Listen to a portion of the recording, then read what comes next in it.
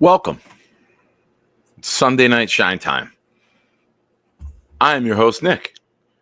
Tonight, we are reacting to more Jets drama. I know what you're thinking. You're like, there can't be more. We had a bye week. How is there drama around this team? Well, it's the New York Jets. They're owned by the Johnsons. Their entire purpose in life is for there to be drama around this team. Now, it's Sunday. We didn't lose.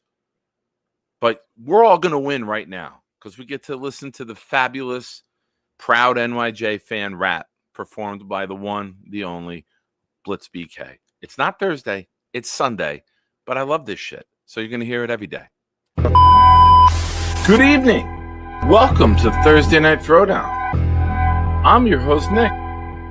When the blitz comes, there's no one to block him.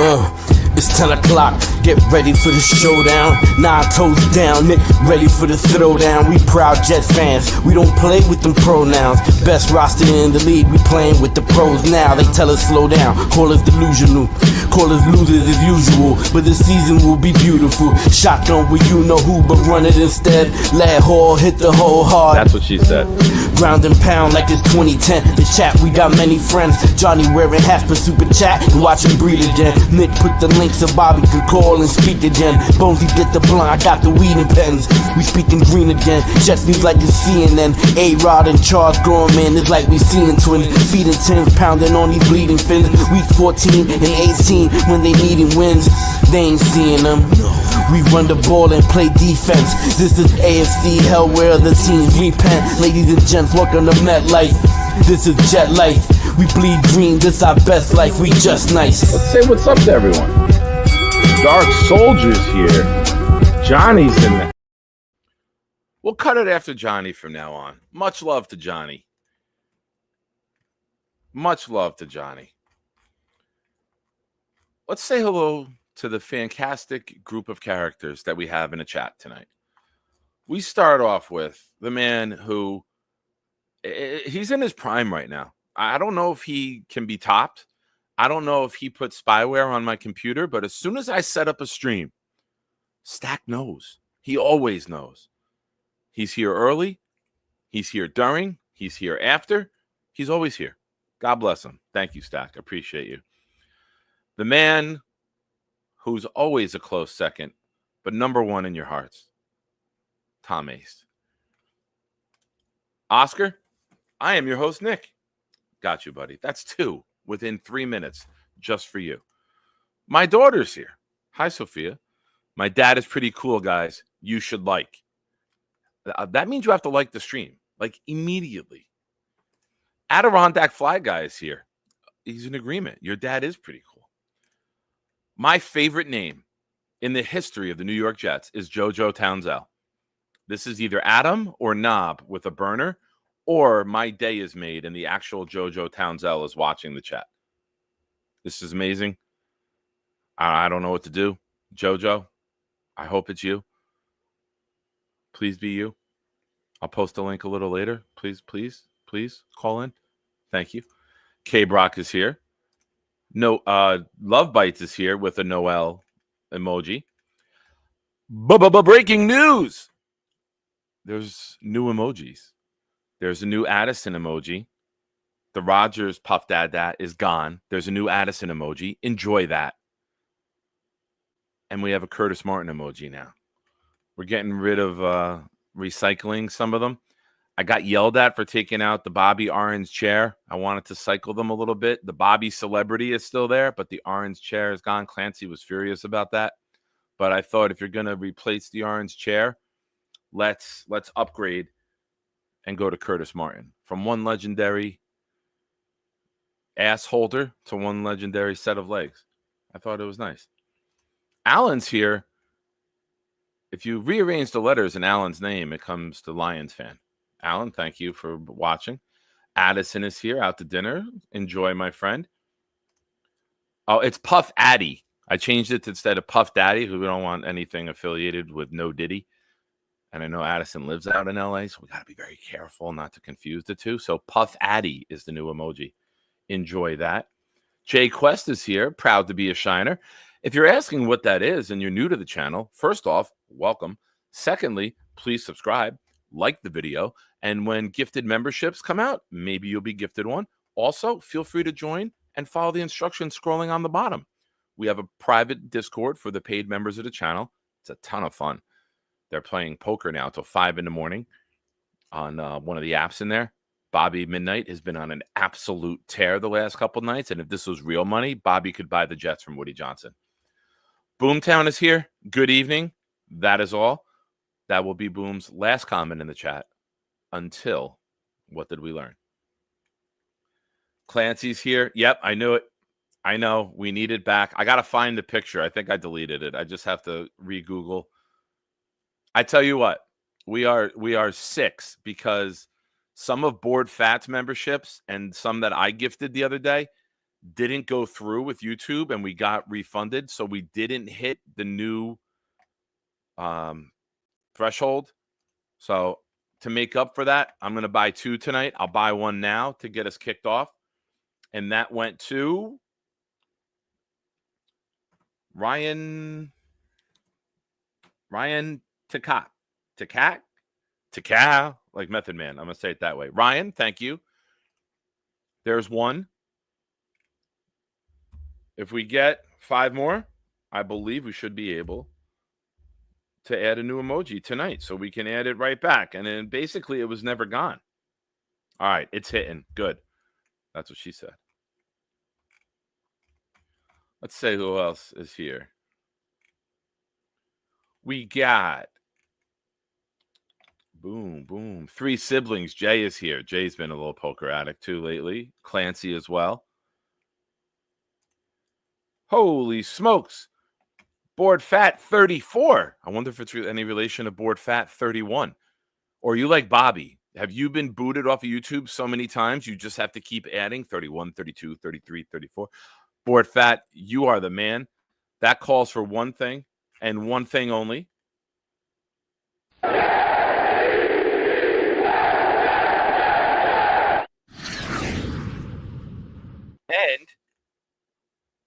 let's make sure we play like the New York Jets. Hell yeah. Thank you, board. Your memberships went to, let me take the glasses off. I got to lean in. Bobbleneck, Central Florida Jet, Michael Panza, Roy Kombardsky, and only 4 hit this time. What the frig? Damn you. Damn you. Damn you, YouTube. I don't know what happened there. Board Fat, I appreciate you. You know what? To match you and to thank you, I'm going to gift another one. And I should be able to add the orange chair back.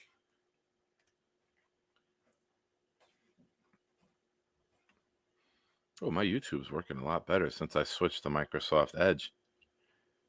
I gifted 1 and no name. Son of a bitch. What is going on with you, YouTube?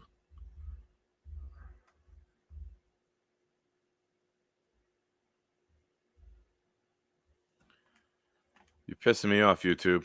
You're not being very cool right now. You're not being very cool. But Board Fat, you are super cool. And I appreciate you. Thank you.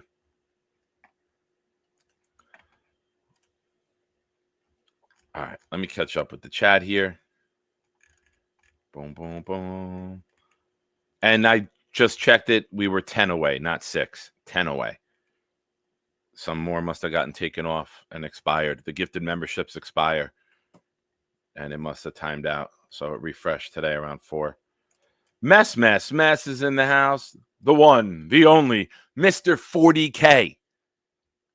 Jake Asman's here, ladies and gentlemen. Jake Asman in the house.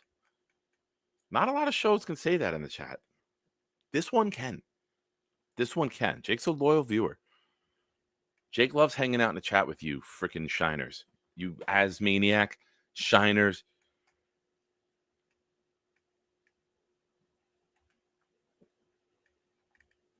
Let's all play nice. Armand's here. Armand, what's up, my man?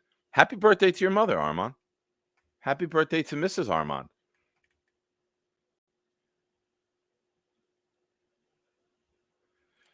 Jake dropping a request in the chat for all of you. When Carly joins, don't let her complain about nonsense all night. We have football to discuss. This is a serious matter.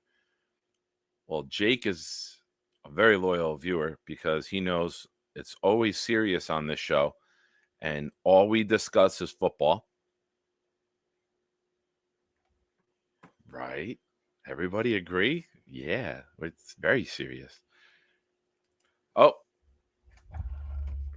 let me, how do I do this? Hey, Jake, this is David, and I just wanted to tell you, I think you have a great show, and I love when you have Nick come on, and you do a lot of great good for the community, and all right, that's hurting my eyes that close to the camera. I had to back up. I couldn't do it. I could not do it anymore. But hello to everyone else in the chat. Welcome, welcome, welcome. That messed up my eyes. That really did mess up my eyes.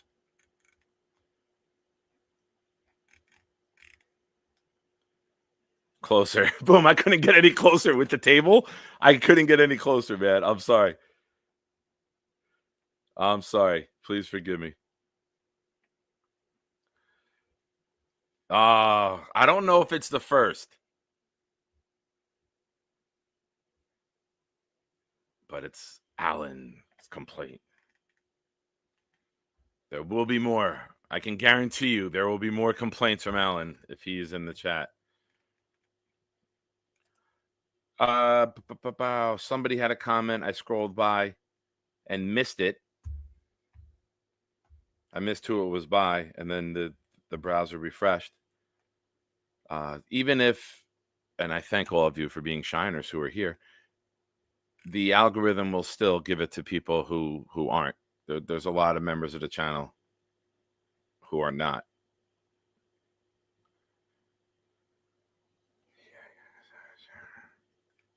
But we are we're close. We're close. Hopefully we get there tonight. So let's get into the Jets.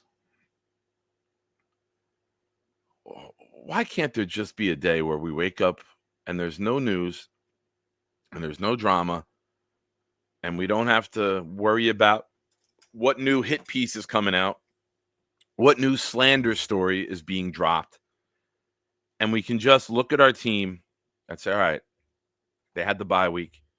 Now they're getting ready for the game. Why? Why? I get it. We're a shit show from top to bottom, mostly at the top, and shit flows downhill. We're a shit show. The Johnsons have created a shit show. They've created such an unstable environment that people leave and want to say how bad it is here just to say, hey, it's not me. Like, it's bad over there. Like, these are the things going on at One Florham Park that you don't want to be a part of. This is what I witnessed. This is what I saw. Do I believe everything that's come out is true? No. Could I be convinced it's true? Yeah, I can. I really, really believe that there's a lot of logic in everything coming out in the past week. You guys know me. I try not to be over the top, irrational with my takes. I try to view it from different sides and different points of view and put the shoe on the other foot. I know for going from 4 toes to 5 toes is weird. It's awkward for me too. Don't even have to point it out. But when you look at this team and you look at the organization as a whole, there's problems everywhere. There's nothing. We have good talent. There's nothing good with this team right now. The coaching has gotten worse with the moves that they made. The front office has been getting worse. Not renewing Alexander or letting Joe Douglas replace him. That should have told Joe Douglas right there, they're getting rid of me at the end of this year. It should be time for me to go. And he should have left then. Making him fire Rex Hogan. He lost 2 of his main guys and wasn't allowed to replace them. What the fuck is that about? I don't know. There's a new Rodgers stories every day. He wants to play in 2025. Not sure if it's with the Jets. Now it's the Jets might release him. I just want to hear that like a player was on a bye week and had a nice time with his family. Like I'm looking for a very simple bye week. It is a great shirt. Old school New York Jet logo, little stripes on the shoulder, a little Nike swoosh here. It's nice. I like it. I'm able to get back into this shirt. This is my first time wearing this shirt. This thing used to be like skin. I couldn't get it on. I would have Hulk Hogan this shirt if I put it on. So shout out to fucking committing to a diet. I'm not where I'd like it to be, but it's good. I'm very happy. Thank you for noticing it, Snowball.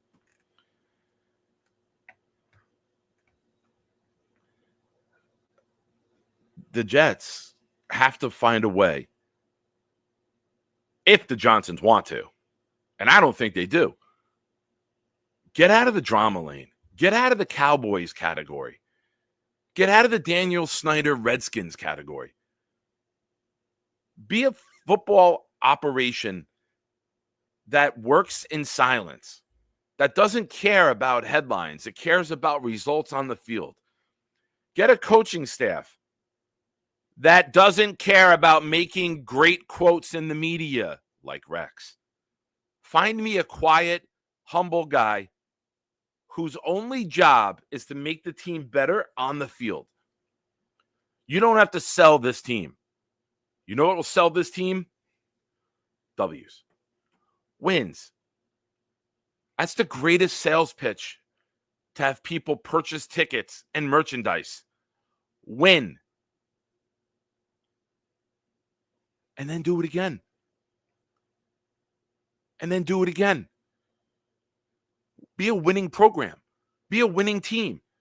Be a football team that goes out and collects W's, not headlines, not drama, not hit pieces, not your media trying to turn on you. The Johnsons have created such a dysfunctional environment. Why would you're going to have to overpay. I thought with Robert Saleh and Joe Douglas, we were becoming a respectable team. And we were becoming a team that we didn't have to overpay in free agency. There were some contracts this year we were kind of surprised by. Yes, we overpaid Alan Lazard. Yes, we overpaid Javon Kinlaw. I thought we got a deal with Quincy Williams resigning him. I thought he would have got much more than that if he hit the open market. Tyron Smith was incentive-based. Tyron Smith, coming off of a second-team All-Pro, was considered a steal at $6.5 million guaranteed. Rich, me too, pal. Me too. Stories today that Rodgers will not get any sort of scope or imagery on his leg because he's afraid that they'll take him out. What are you playing for? Why are you Brett Favre-ing us? Why are you playing if you're injured and just racking up L after L after L? You know, it'd be wild. It'd be the typical New York Jets. Lose next Sunday to Seattle. Rodgers then shuts it down. And we win the last 5 games with Tyrod Taylor. And we missed the playoffs by 1 game. That would be the typical New York Jets. I hate that I'm going to hate Aaron Rodgers now. I hate it.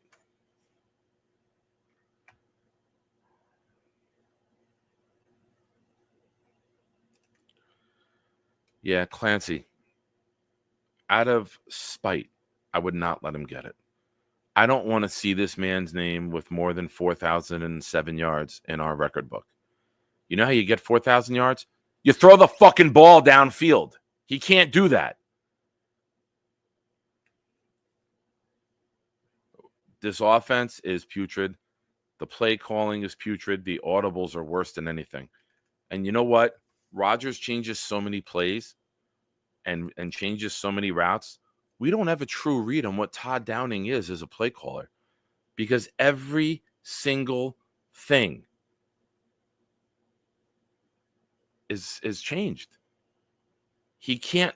The only time the New York Jets go to the line and run a play, it's a run. And the whole defense knows it's coming. They're, he didn't change anything. This is a run. Let's run blitz.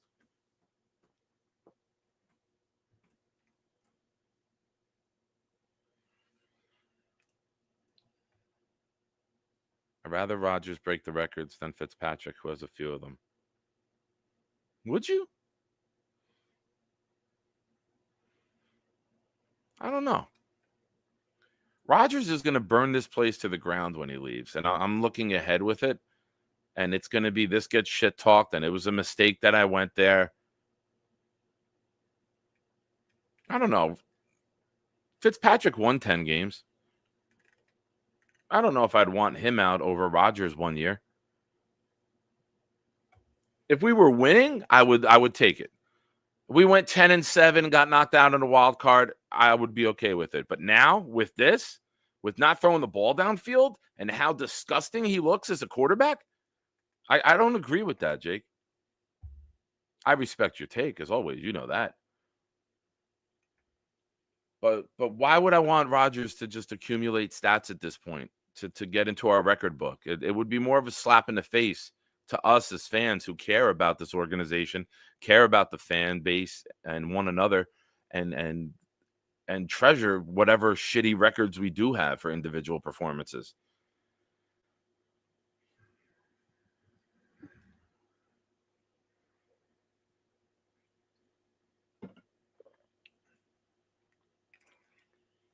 Rodgers at least a Hall of Famer and wanted to be here. Fitz sucked after a magical 2015 and held out for more money only to be a bum. Rodgers took a $35 million pay cut to help the Jets. I agree with all of the parts of Rodgers wanting to be here in the pay cut, but this year has really soured me on him, man. It has. If you're injured, which we think we all saw happen against Minnesota in London, when that leg got locked back underneath him and he went into the tent and all of a sudden he was going into the tent and all of a sudden he's okay and he comes back out. I don't know. It's just everything is rubbing me the wrong way. And everything that the Packers fans told us he would be has been.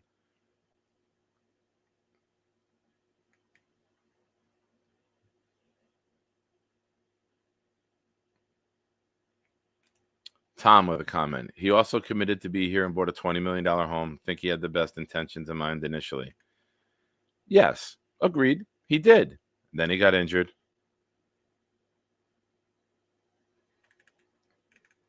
That's tough, man. I'm listen. I know what he went through. We all know what he went through. We all witnessed it. We watched everything fall off in front of us.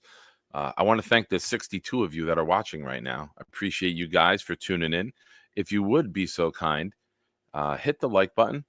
It's free to do. Supports the channel, gets the channel out there in the algorithm to your fellow Jets fans, and lets them know, hey, this guy's onto a little bit of something here. And it's a fun little community. Not me. It's more you guys in the chat. You guys are onto something. It's great to be a part of your community in the chat. I'm the moderator. I deserve the wrench. I'm basically moderating you guys, not you guys moderating me.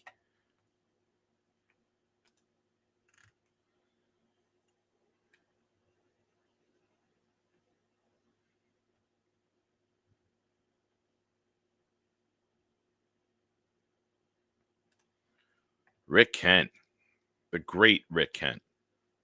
I've never been one to tank, but I wouldn't care if they lose out. I'm team win out or team lose out. Whatever you do, just do the rest of the way. Just do it the rest of the way. I don't think they can win out. I think it's more probable they lose out. But I'll root for a win this Sunday. And if it's a loss and we get another L, 8 and 9 won't get you anything except the worst draft pick.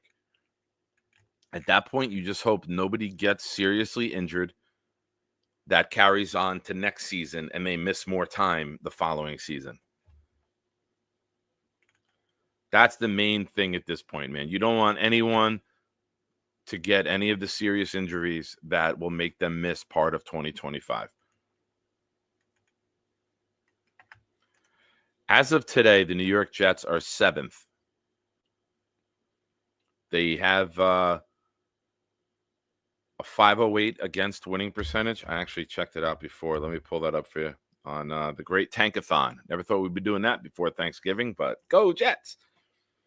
Jaguars are 1, Giants 2, Raiders 3, Patriots 4, Panthers 5, Titans 6, Jets at 7. If the Panthers and Titans, damn, fucking Panthers could have had that win. Damn it.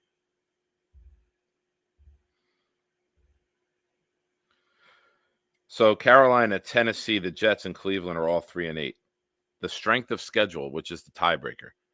The team with the lowest, the easiest strength of schedule picks higher because it means you did, however they break it down. Basically, if you have the lower strength of schedule, it means that you had the easiest path to get to that. If you had the tougher path and got there, they view the easier path as the weaker team. So Carolina's a 487, Tennessee's 505, we're 508, Cleveland's 513. We also play a couple more teams that can change. We play the Dolphins, who have a low amount of wins. That still hasn't factored in because this is the strength of schedule against teams you've played so far, I believe. So playing anyone under 500 will drop that. The mock right now for Tankathon. Number 1, Jacksonville, Travis Hunter. Number 2, Giants, quarterback Shedeur Sanders, Colorado.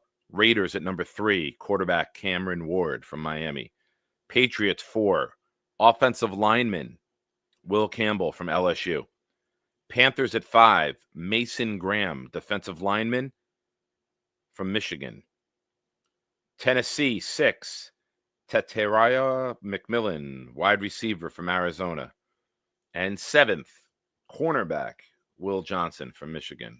I know Allen just unleashed a load in his pantalones. Congratulations on the load and the Michigan player that you've been harping on.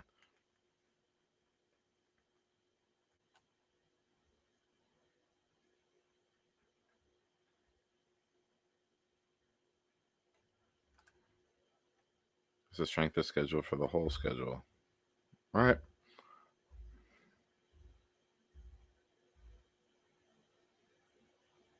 All right. It does use all 17 opponents. You're correct. I hit the little info tab next to it.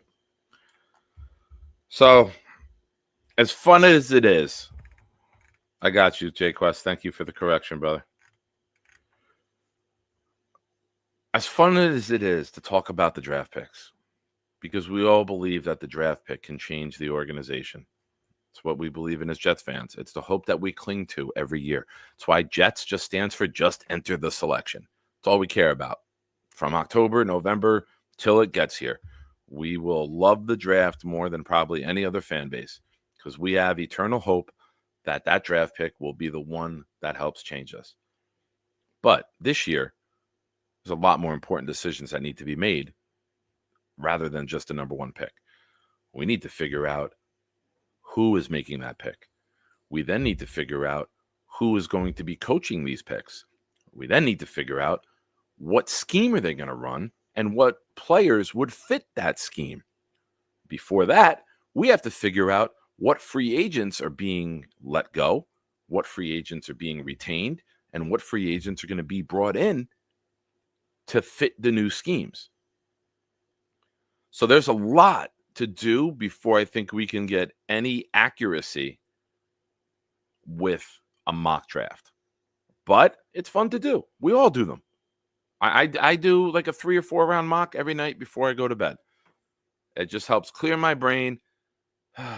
Doing this already. Son of a bitch. Bloop, and gone. Rick Kent said, you know what? I am going to, oh no, there's no names popping up. What the hell is going on? Shout out to Rick for gifting 5 memberships. And I'm refreshing YouTube to see if any of them came in. Nothing. Nobody came in. Damn it. Rick, if this happened to me the other day, let me know if you get a notification for a refund. I had 2 memberships I gifted the other day get refunded. Thank you for doing it, but none of the names popped up. I mean, we are very, very far away. We're not even anywhere close to every member of the channel having a membership, as evidenced by Tigo being here.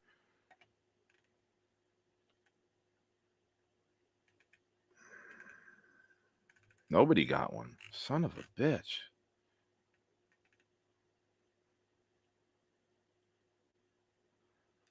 Yeah, Rick, I gifted on Tuesday and Wednesday last week, and Thursday and Friday I got the emails. I don't know what's going on. This is aggravating. But please stay in touch. I know Board Fat had mentioned he did get an email and he did get a refund. So just make sure. Just stay in communication with me, please, and let me know. But I do appreciate you, Rick. It was very kind and generous of you, as always. You're the man.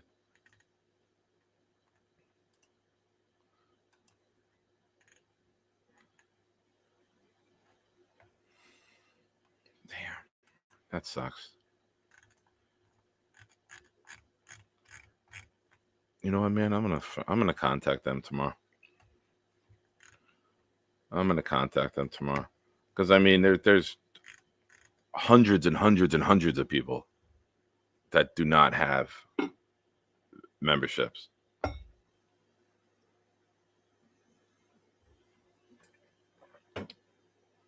If every member of my channel had a membership, I would be doing this full time like Jake. I'm going. Right? We're going to have to do a DP to YT. That's what we're going to have to do, Tom. I'm going to have to call you on 3-way, and we're going to have to DP YT. That's what's happening tomorrow. Oh, no. There might be a little bit of Diddy. There might be. That sucks. Infrared. I need Mason Graham drafted from the most dominant run stuffer. Yeah. Did you see that hit he put on the quarterback yesterday? My God, if we had that against Quinnen, man, this defense could come back to life very quickly.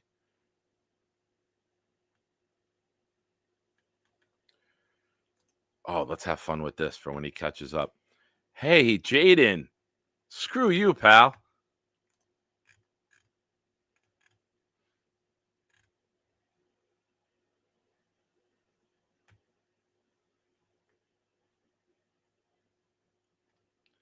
Yeah, I don't know what's going on here. I hate when this shit happens, man. I like things to be nice and smooth sailing.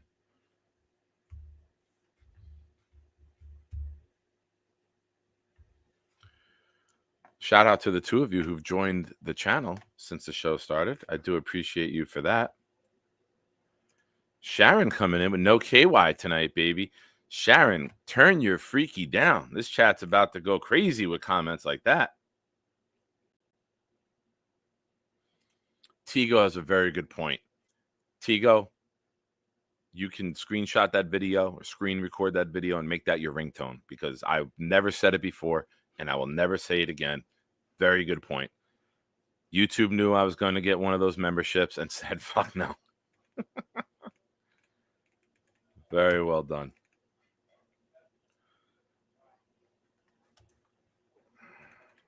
So I don't know what's going on with this algorithm. It's pissing me off.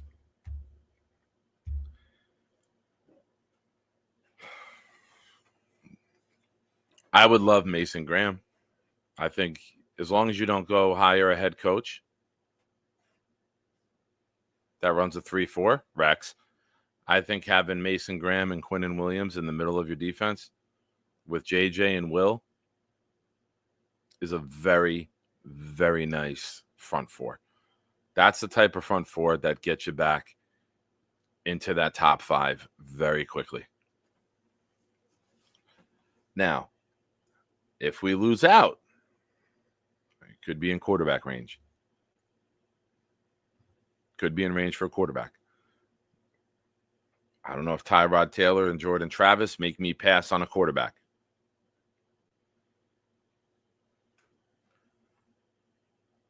How about Sam Darnold coming back as quarterback with Josh McCown, Uncle Josh, as his offensive coordinator? What about that combo? Does that make you not take a quarterback? I think so. They got J.J. McCarthy there. They drafted him in the first round. That's their quarterback of the future. Would we take Sam Darnold back, ladies and gentlemen?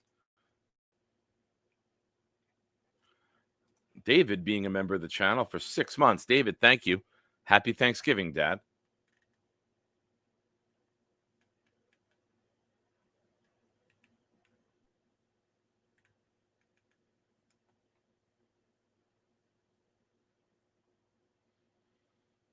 This is very telling of a human being when your own family doesn't like you.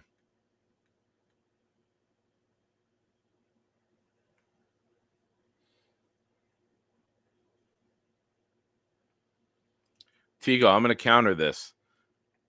Tigo says he loves Graham, but I don't know if we can justify 3 first-round picks on the D-line when we so desperately need wide receiver, and DB McMillan is that dude.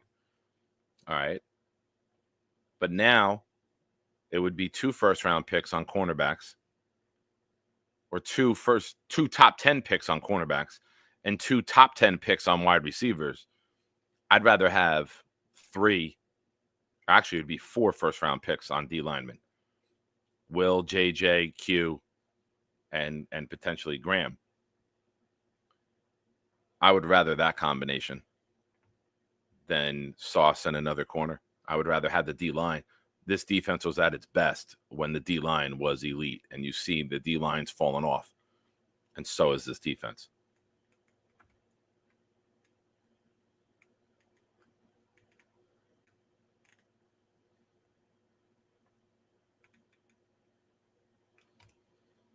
Graham will get a membership before Tigo. Nicely done, Rick. Nicely done.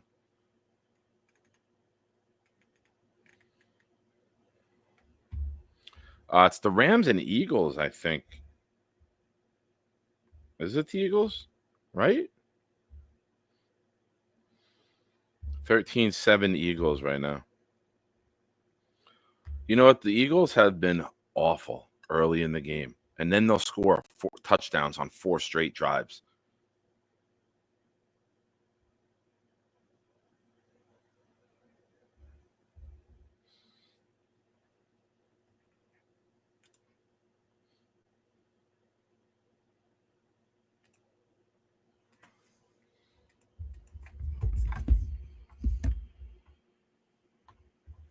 Give me a second here.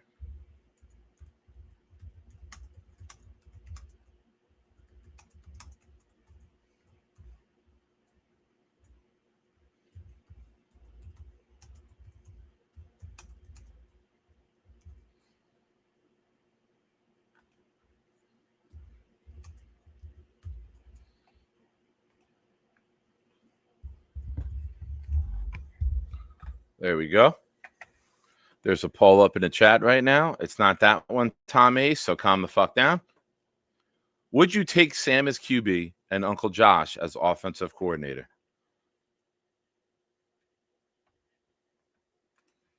Vikings are 9-2 right now. I think Sam's won more games this season than he did in multiple years with the Jets. They were 7-9. They were 4-12. Was it 5-11 the third year? Very curious how this chat plays out, how this poll plays out in the chat. There are 69 of you here watching right now. Please make sure you like the stream. It's very, very helpful to me. and to all the shiners. Allows the channel to get out into the algorithm and tell everyone, hey, this is fun over here. Come join that.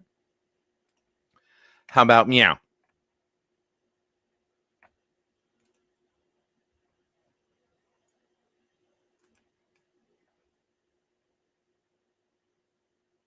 Oh, congratulations on doing nothing, Dre. I hope you relaxed. I don't know if you have a vacation planned, but enjoy, brother. God bless, man. Have a great time.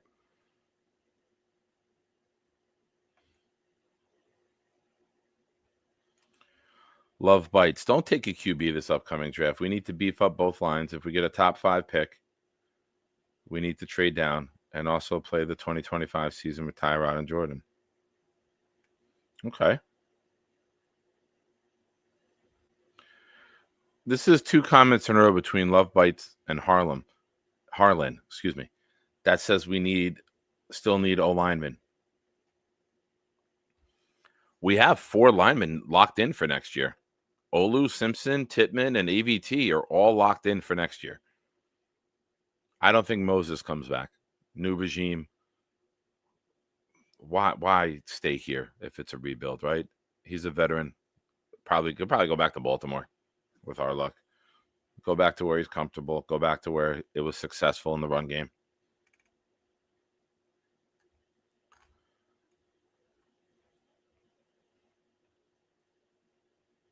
If you can get a top 2 quarterback and you can get someone like Cam Ward, I'm okay taking Cam and letting Tyrod play to start the year with Cam behind him. I'm okay with that. I do not want to draft a guy and throw him in day one. I don't.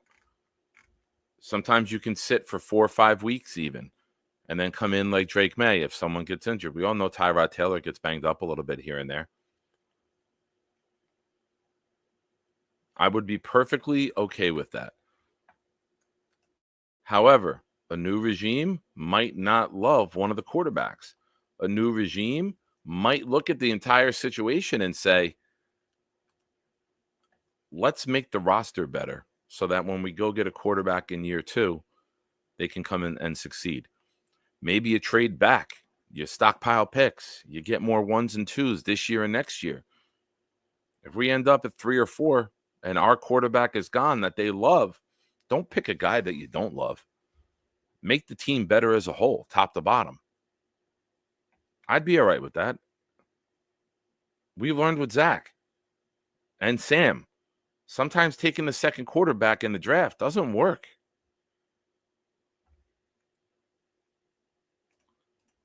Oh, Nathan Shell's here. Hey, Nick, Grand Junction. Jet, just want to say happy early Thanksgiving. My birthday is December 3rd. I'm turning 41. Let's go, Jets.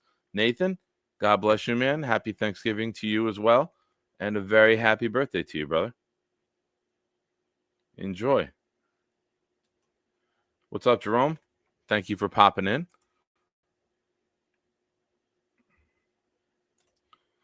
So the ending poll says 32% say yes, 68% say no on the Sam Uncle Josh combination.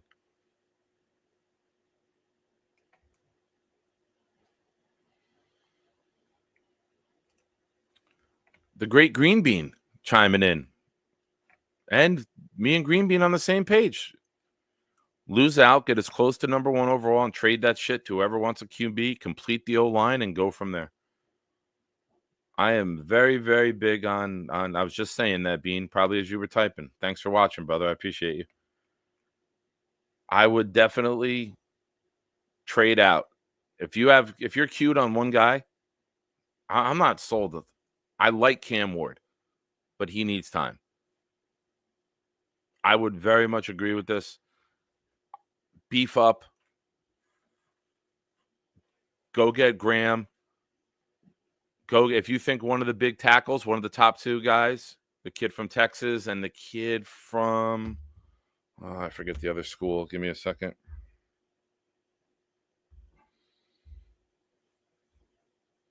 Calvin Banks from Texas and Will Campbell from LSU. If you think one of those guys can play right tackle, I would love that. If you think one of them can be like Alt and move him to right tackle and just say, hey, we think you could be a Pro Bowl right tackle for a very long time, I'd be okay with that. And then you get another D lineman. I'm okay with that. Go get a D tackle and an offensive tackle and build the trenches back up. 100% okay with that, man. Absolutely. I'm surprised most people said no to Sam Darnold and Josh McCown. There's the Robert C. impersonation, folks.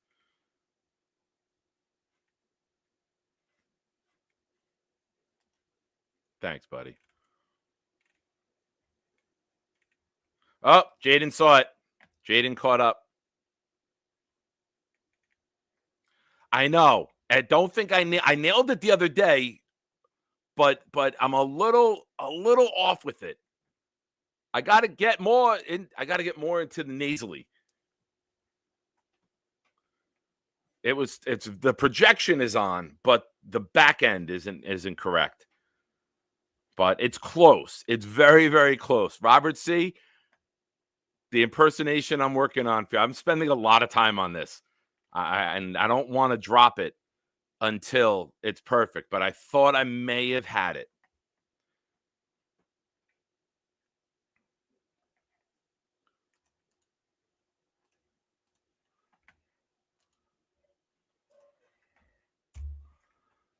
Let's drop the link. Let's see what you guys got to say. Let's take some Jets calls. If you're looking to hang out, you know who I'm talking to in Vermont. Wait till later. You don't have to click in right away. I got to pick a friend up from the airport. I got to leave here around 12:20, so I'll be on till probably midnight.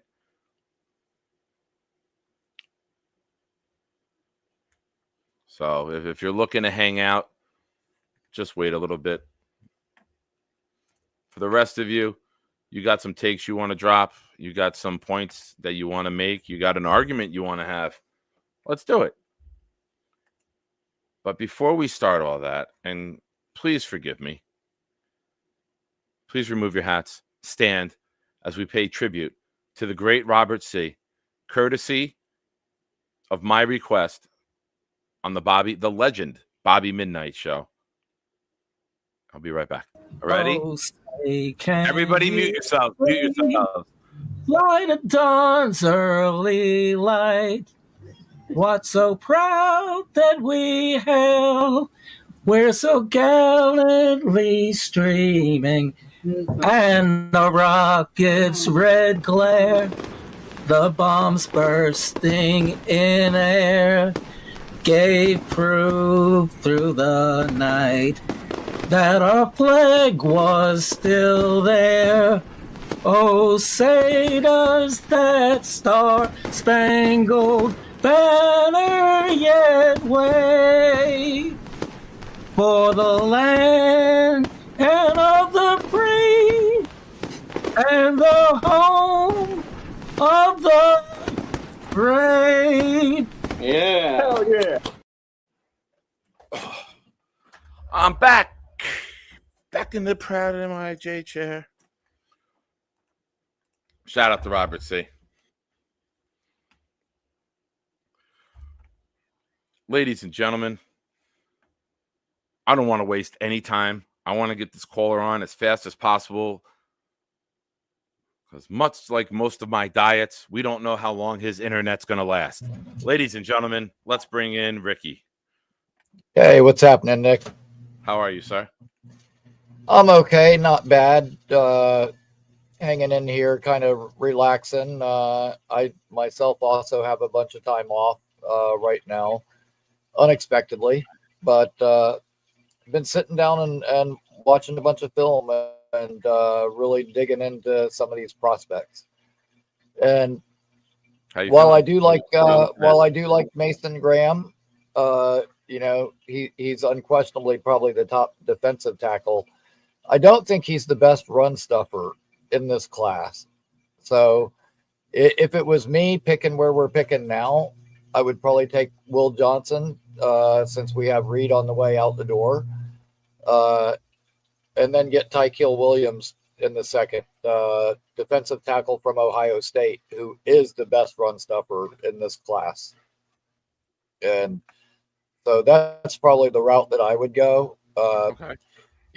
Earlier I was thinking actually taking, trade back and take Williams in the first, but then looking at where he's falling in most of the mocks and most of the projections, why if we could grab him in the second. But dude, with DJ Reed leaving, watching some of the breakdowns on Will Johnson, they're comparing him to Patrick Surtain, and like Trevor Sikkema was like easiest evaluation I've ever done on a corner, and so Okay. yeah, that's the route that I would go. Personally, I don't like any of these quarterbacks. That's a great comment by Adirondack Fly Guy. No Florida State guys. This must be an imposter. Well, you know what?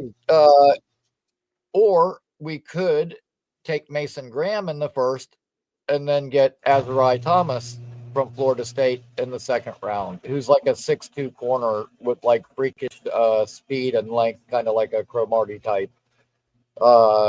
So there are, I do have some Florida State guys that I would look at, but probably not right at the top. You know what? Like for a fourth rounder, I would probably take Patrick Payton, good defensive end that can set the edge. In 2023, led the nation in batted passes. Yeah. So, with Reddick probably leaving, and he's not a bad pass rusher either, but he can play the run and set the edge. And he wears number 11. He's wearing Jermaine's old number. So that would be, just for one Florida State guy, I'll throw him in there just for the hell of it. Okay. And I also like our kicker too, who's 100% on the year. Nice. A couple of things I've noticed with the Tankathon mock, and they sometimes don't have the greatest mocks. They just kind of throw them together in terms of ranking the players more than what the teams actually need at this point. But let's say you go defense early, right? Say you take the D tackle, say you take Graham. In the beginning of the second round, there's Cameron Williams, also a tackle from Texas. So he's got to be the right tackle if Kelvin Banks is the left.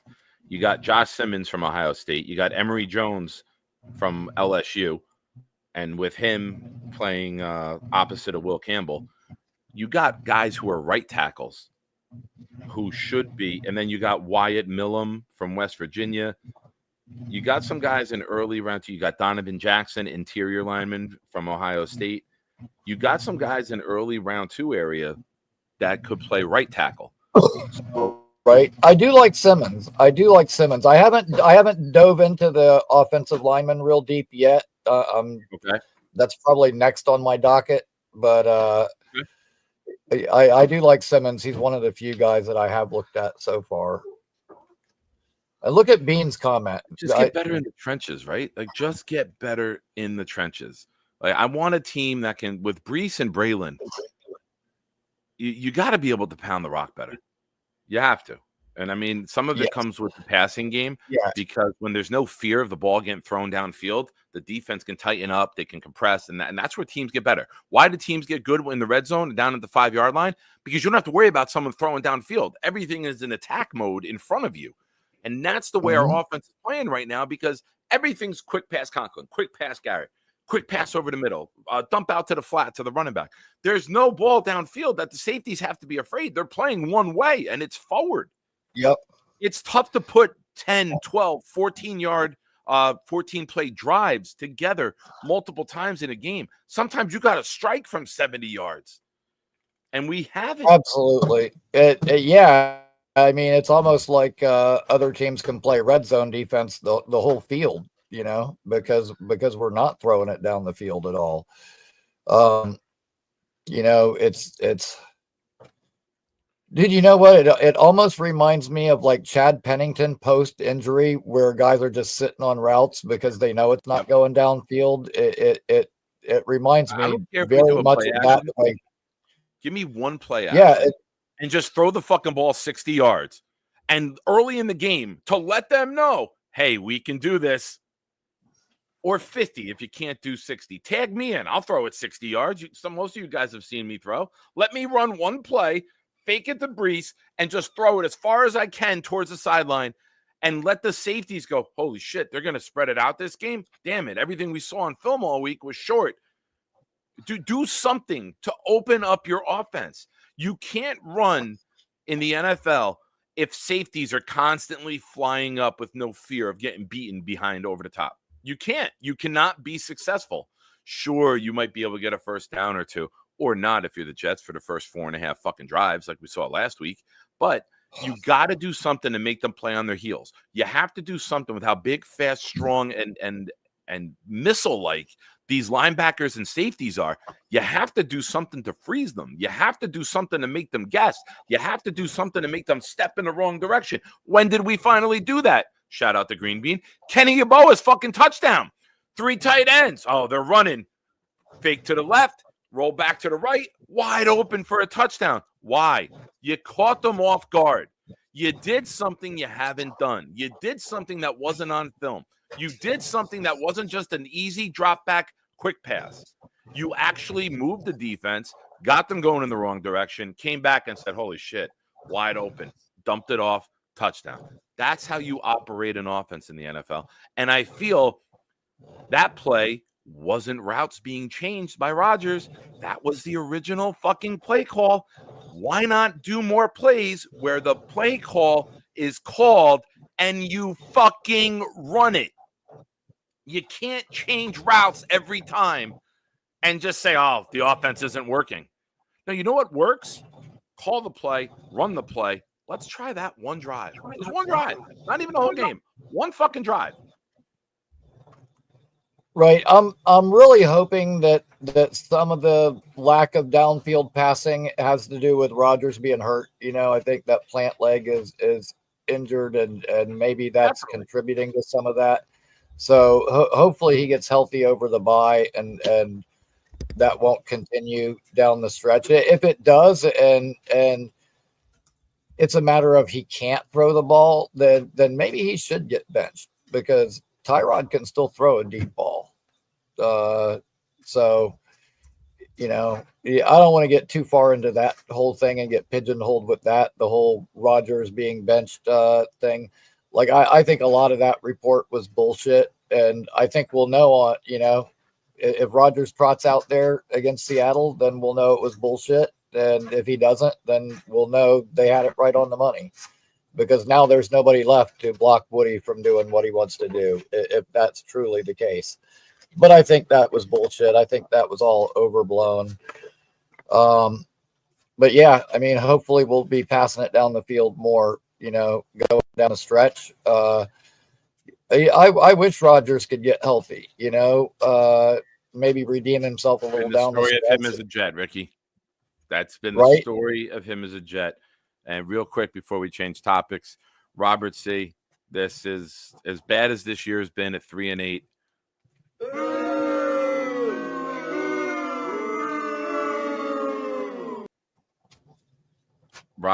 Robert's Chromebook saw that he was becoming a legend and just said, we can't have this no more. Very sad. Very disappointing.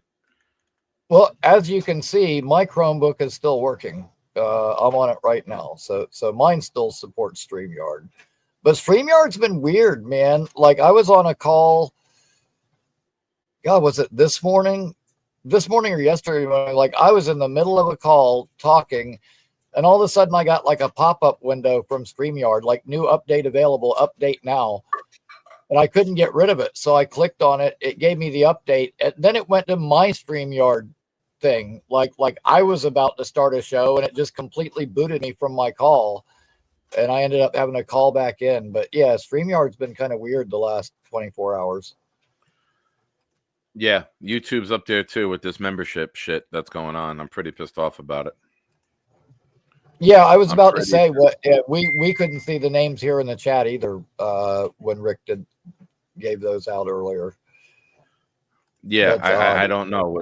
Does it max out with a certain amount? I mean, I'm nowhere near memberships. What I'm sure other channels. You know what? it does max out at some point. I know, because that's happened to Jake before. But like, dude, it's like a stupid number. Like Yeah, that's I'm like not. when we had a couple of people coming in dropping like 20 memberships. Like, that was like a 70 or 80 membership day or something that day when Yeah, it topped out for him, and we haven't hit that. I'm nowhere near the GOAT level. Like, Jake's the GOAT. I'm nowhere near that level, I'm sure. So I don't know why it's stopping where it is. And it's aggravating for the viewer and those people purchasing, because you do it, you gift the membership to spread the love to other members of the channel, and then it's basically a swing and a miss. So it's embarrassing as a host to have it happen and not know why. At least if I knew why, I could say, hey, there's something going on, there's a glitch. I don't know. And that's the part that aggravates the hell out of me, is I don't know. Yeah, that sounds like me with most things on the computer. It goes wrong and I don't know why, and I'm mad as hell. That sums it up pretty well for the most part. Yeah. I'm nowhere near that number as an entire show, not even one show, as an entire membership level. So to see it stop is weird.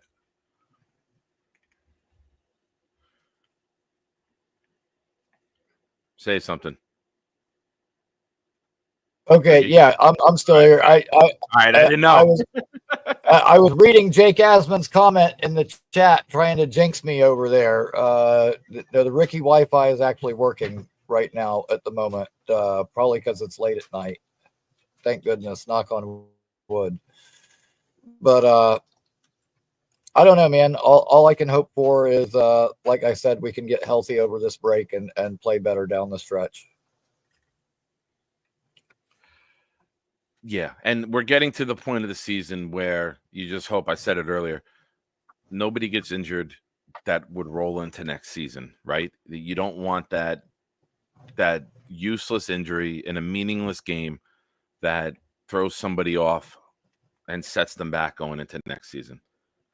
We already have that with Jermaine Johnson. We know that's going to be one that we're constantly going to be looking for updates throughout the offseason. Yeah, I don't know. It's been such a bad season. And then as a Jet fan, you're thinking to yourself, how can it get worse?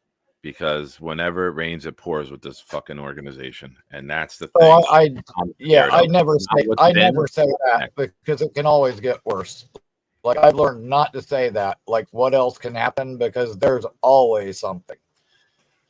Yeah. Yeah, it's very, very troublesome where this team is, and like I said, it's still 6 weeks of hell. Yeah, I mean, it's the thing is this team, the roster is so talented, and to see us lose the way that we've lost these games, one of the shows had a stat up that was like, one score games, and what would our record be if we won those one score games?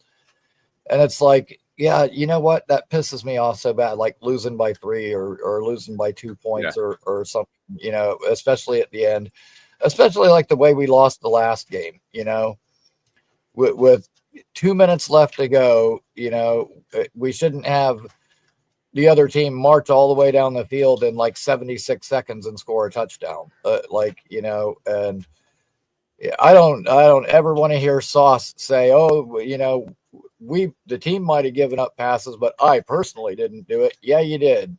You did it in New England. You did it this past week.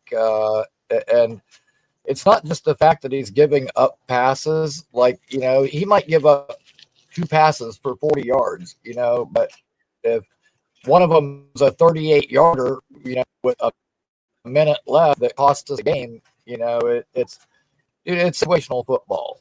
Like how are the only passes you're giving up in crunch time when it's the most important? Like, it's just I don't know. It to me, it all comes back to coaching, like the undisciplined stuff, the penalties, the lack of motivation, the not looking ready, it all comes down to leadership. Like we've got the talent. We just need somebody who can get the most out of these guys and get this thing pointed in the right direction. Yes. Your internet held up for a while, but as Sarah pointed, it started taking a turn there. Ricky, I appreciate you. Okay. As always. At that point, I love you. I'm going to sign off and have a good night. It was good while it lasted. That's what she said. Thank you, buddy. We'll talk All right, soon, man. man. Have a good night. One. Enjoy the time off. It's well deserved and well needed for you. I will. Later, pal. Ladies and gentlemen, the great Ricky New York. Max Styles. The gift thing on this page is gone. No on or off setting anymore. Really? Can anybody else confirm that?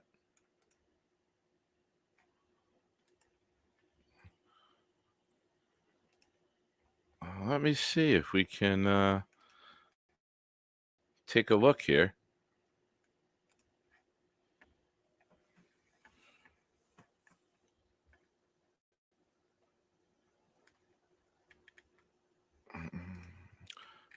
Let me see if I can log into my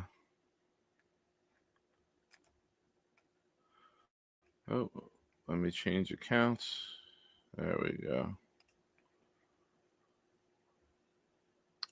I'm trying to go to my Nick Shine account and see if I can see that myself and get that working. Subscribed.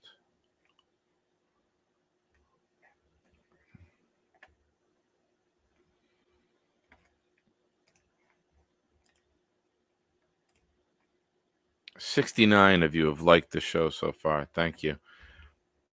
Yeah, I see Green Bean gifted a membership, and Green Bean, I appreciate you, man. Thank you. But they're not working on the channel.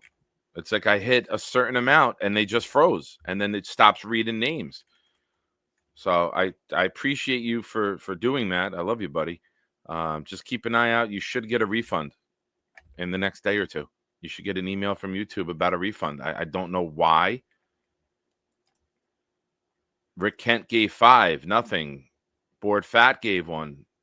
One of his 5 did not register. I gifted another one, didn't register. I don't know what is going on here, but it's really pissing me off.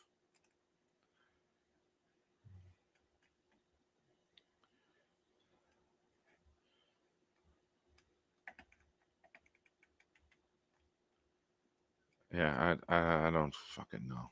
Stupid shit.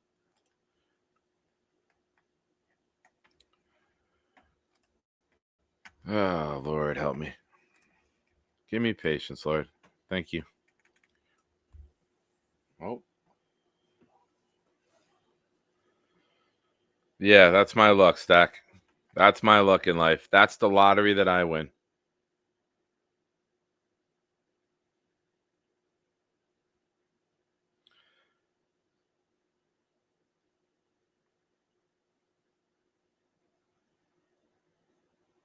Oh, great. Kyron Williams fumble. Oh, they recovered it.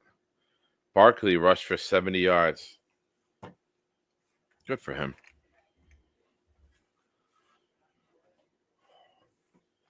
The link is there. Anyone wants to call in, have a discussion, we're open to it. I appreciate Ricky for calling in. That was good conversation.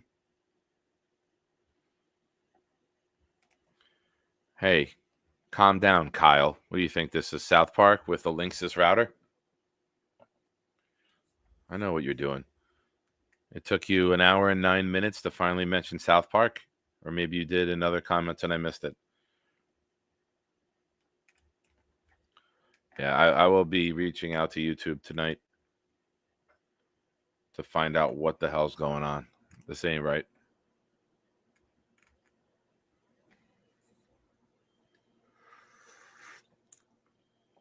Shout out to my kids. Dad, no matter what life throws at you, at least you don't have ugly children. Amen. That's true.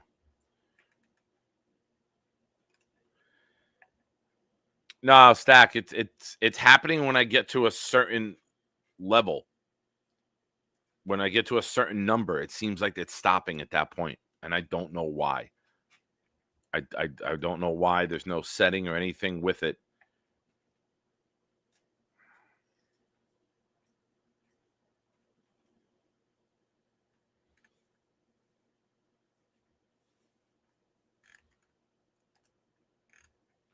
But I do appreciate you guys for trying. So, where do we go from here?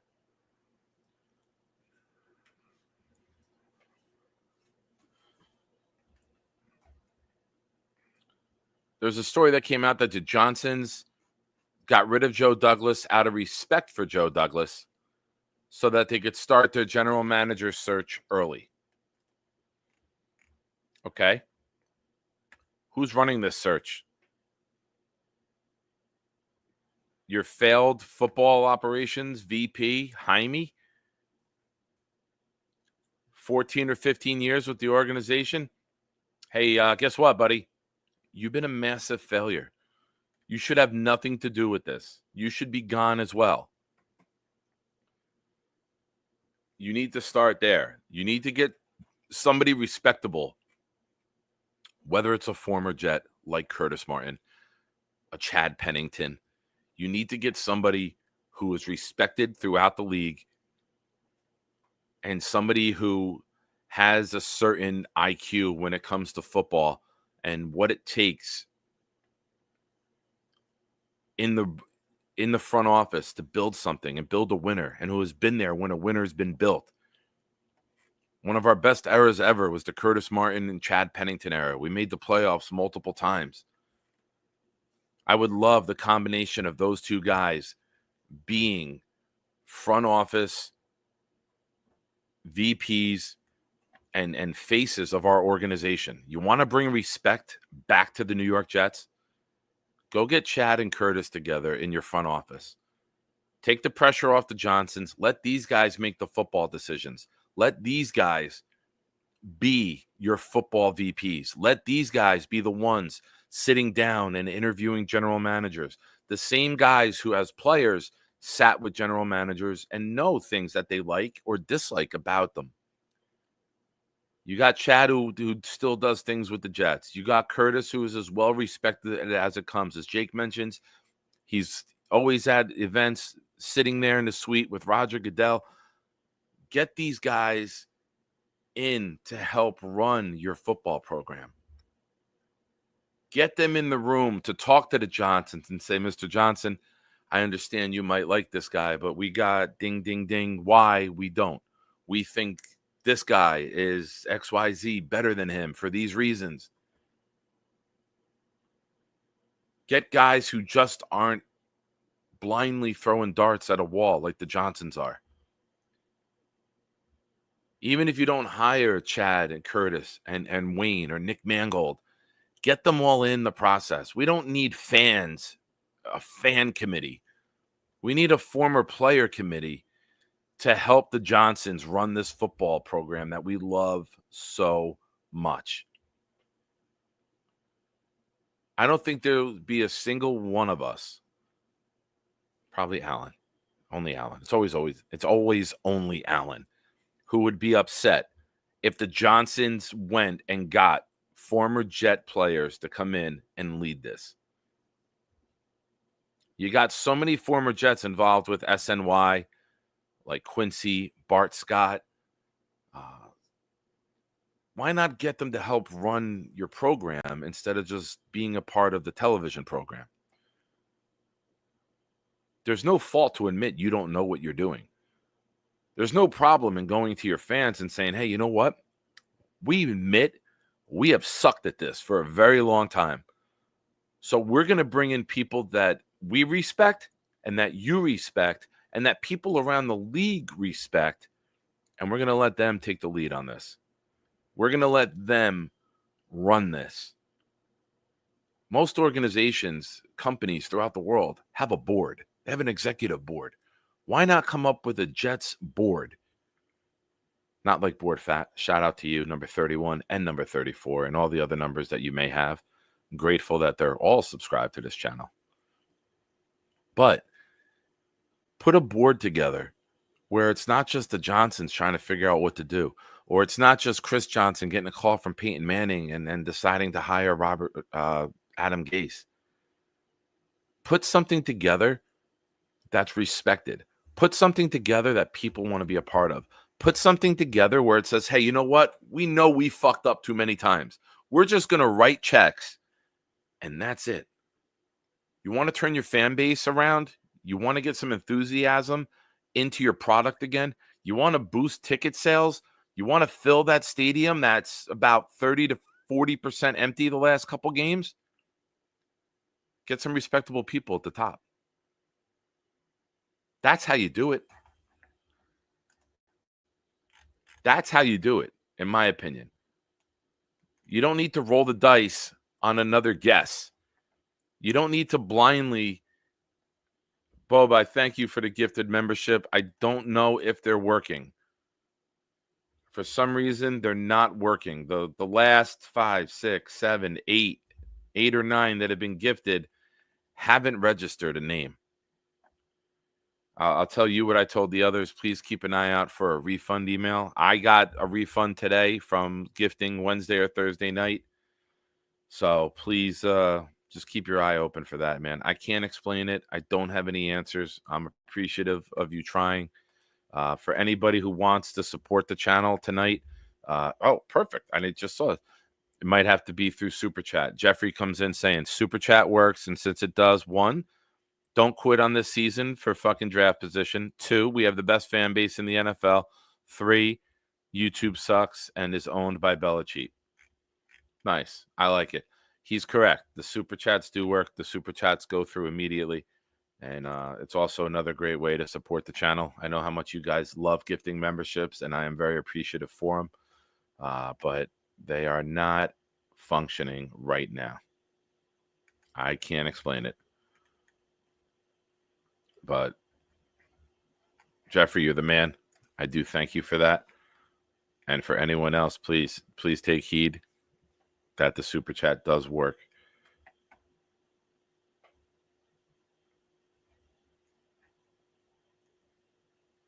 Ignore Clancy.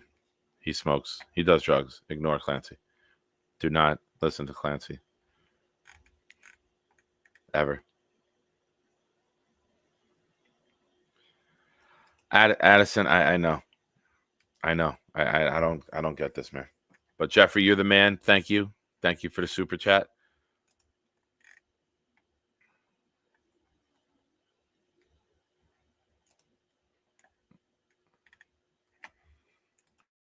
It sucks because you promote something, you create it as a perk, people are being generous and gifting, and now like 8 or 9 people are out.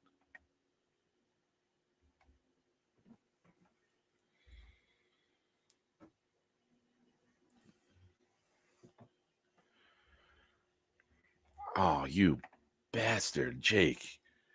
I appreciate the Super Chat, but obviously Taco Bell is making you delusional. Make Gary the GM. He's never been wrong before.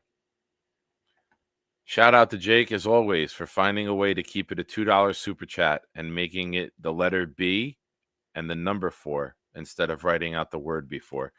He is a wizard when it comes to cracking that code. I appreciate you, Jake.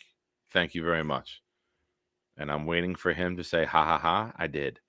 It's tough to get a statement in 50 characters.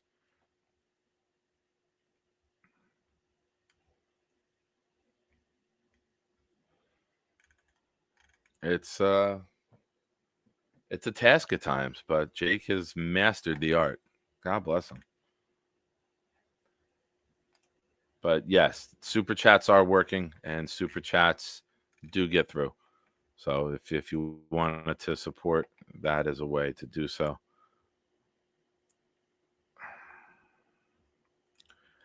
Let me check something.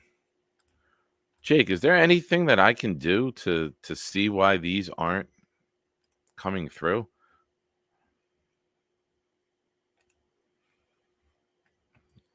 The monetization section only has commercials.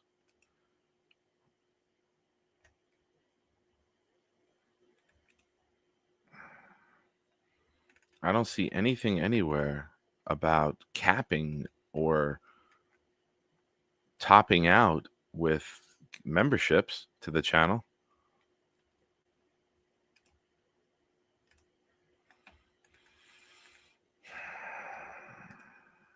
Customization, subscribers.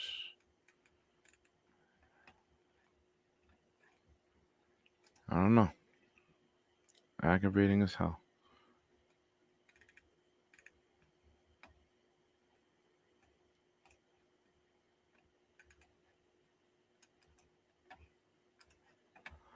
I don't know. No, Blitz, not that type of board.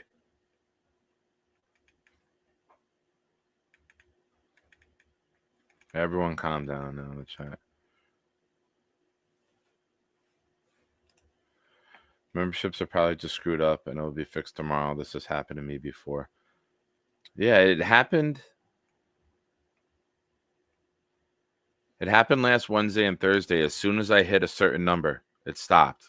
People were not giving them anymore. We lost a couple that expired.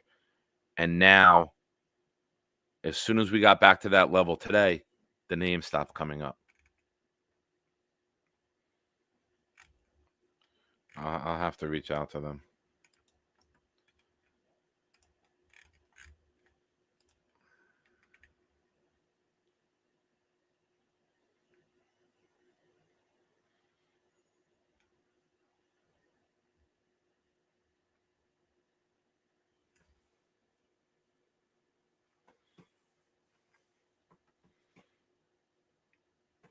I'm just enjoying reading the chat sometimes.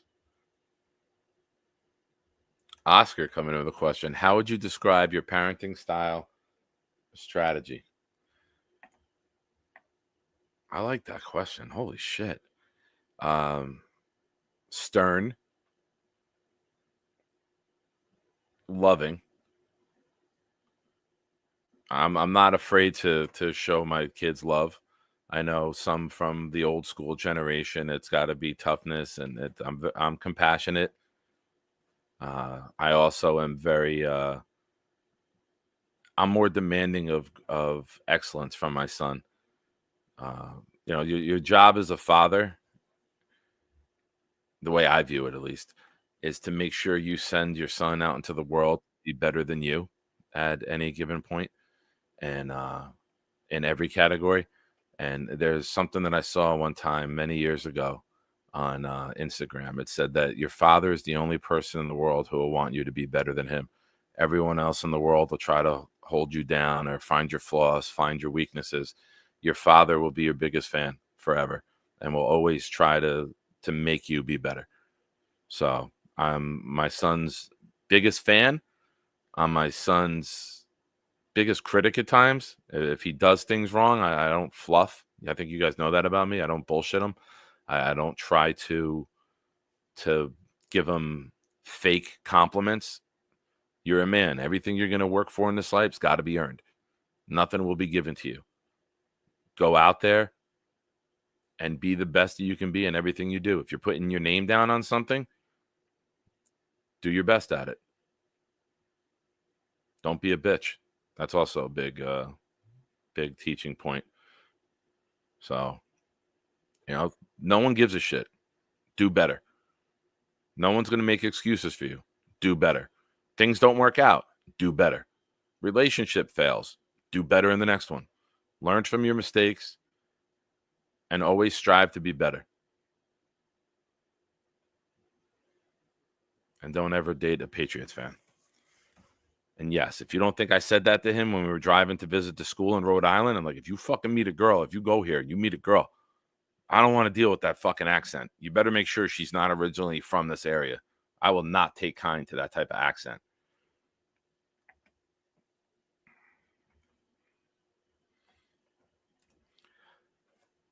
Yeah, Jake. Welcome to the show. The Jets are so bad, we're getting parenting breakdowns from Nick Shine on how to be a father. Jake, hey, man, some people need that. Oscar lives in a garbage can. He's sheltered from the real world.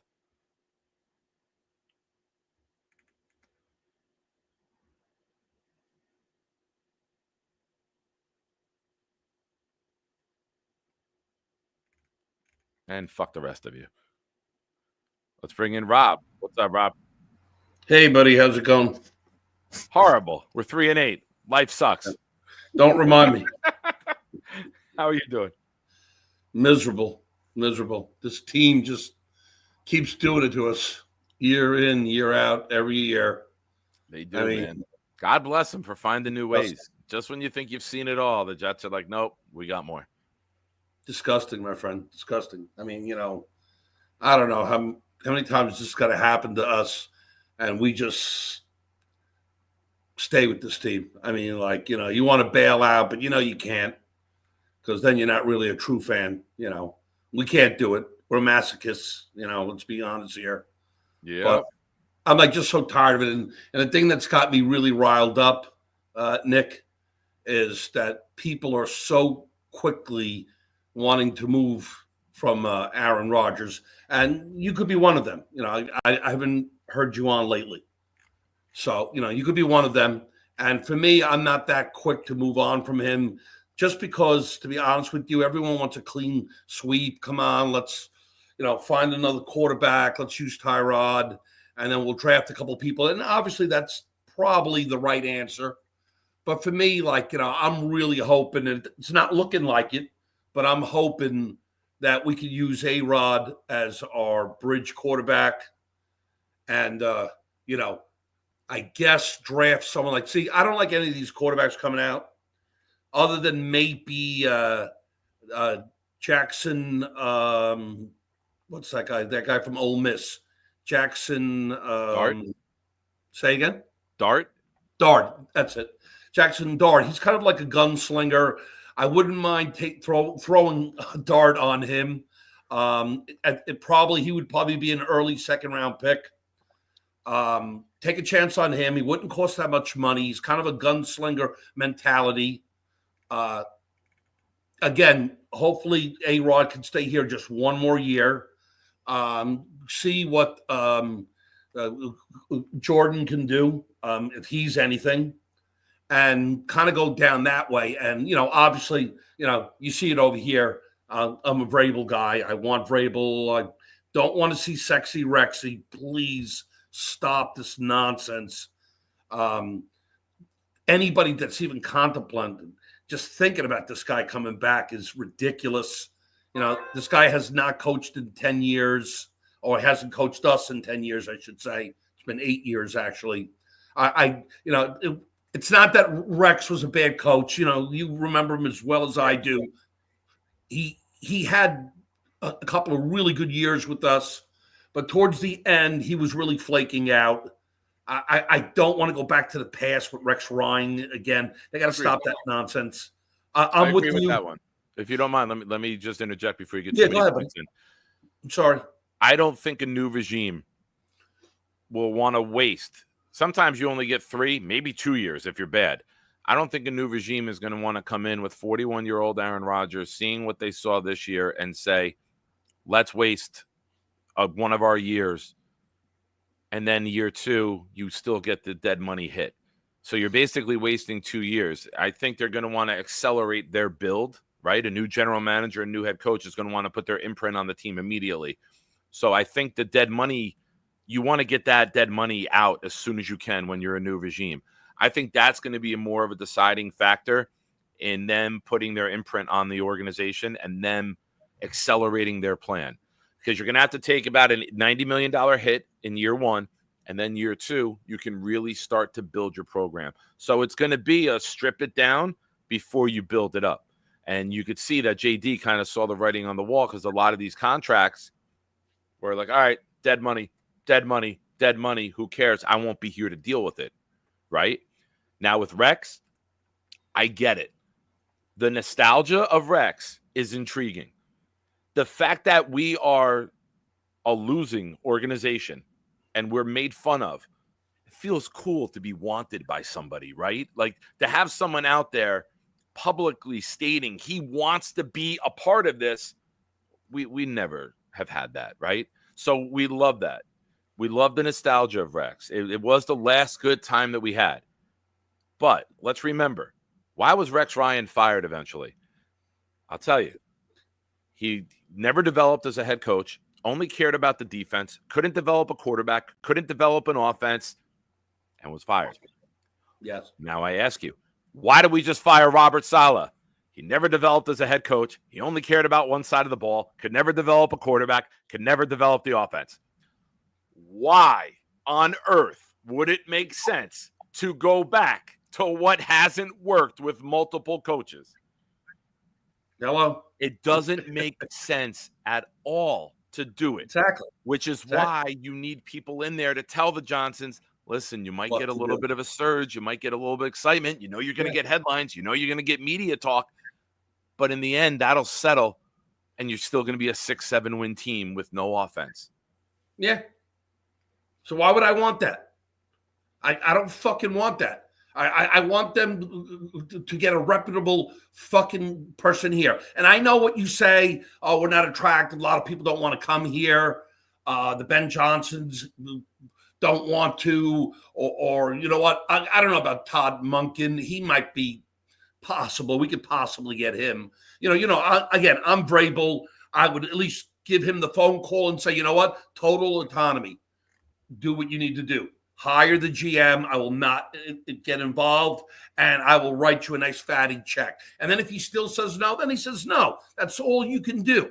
But you know what? But I also don't go to like what Allen and Gary say, oh, none of these guys are coming here. Don't even bother. So what do you fucking do then? You stripped everything down and you get like Nagy or a shit coach to come in?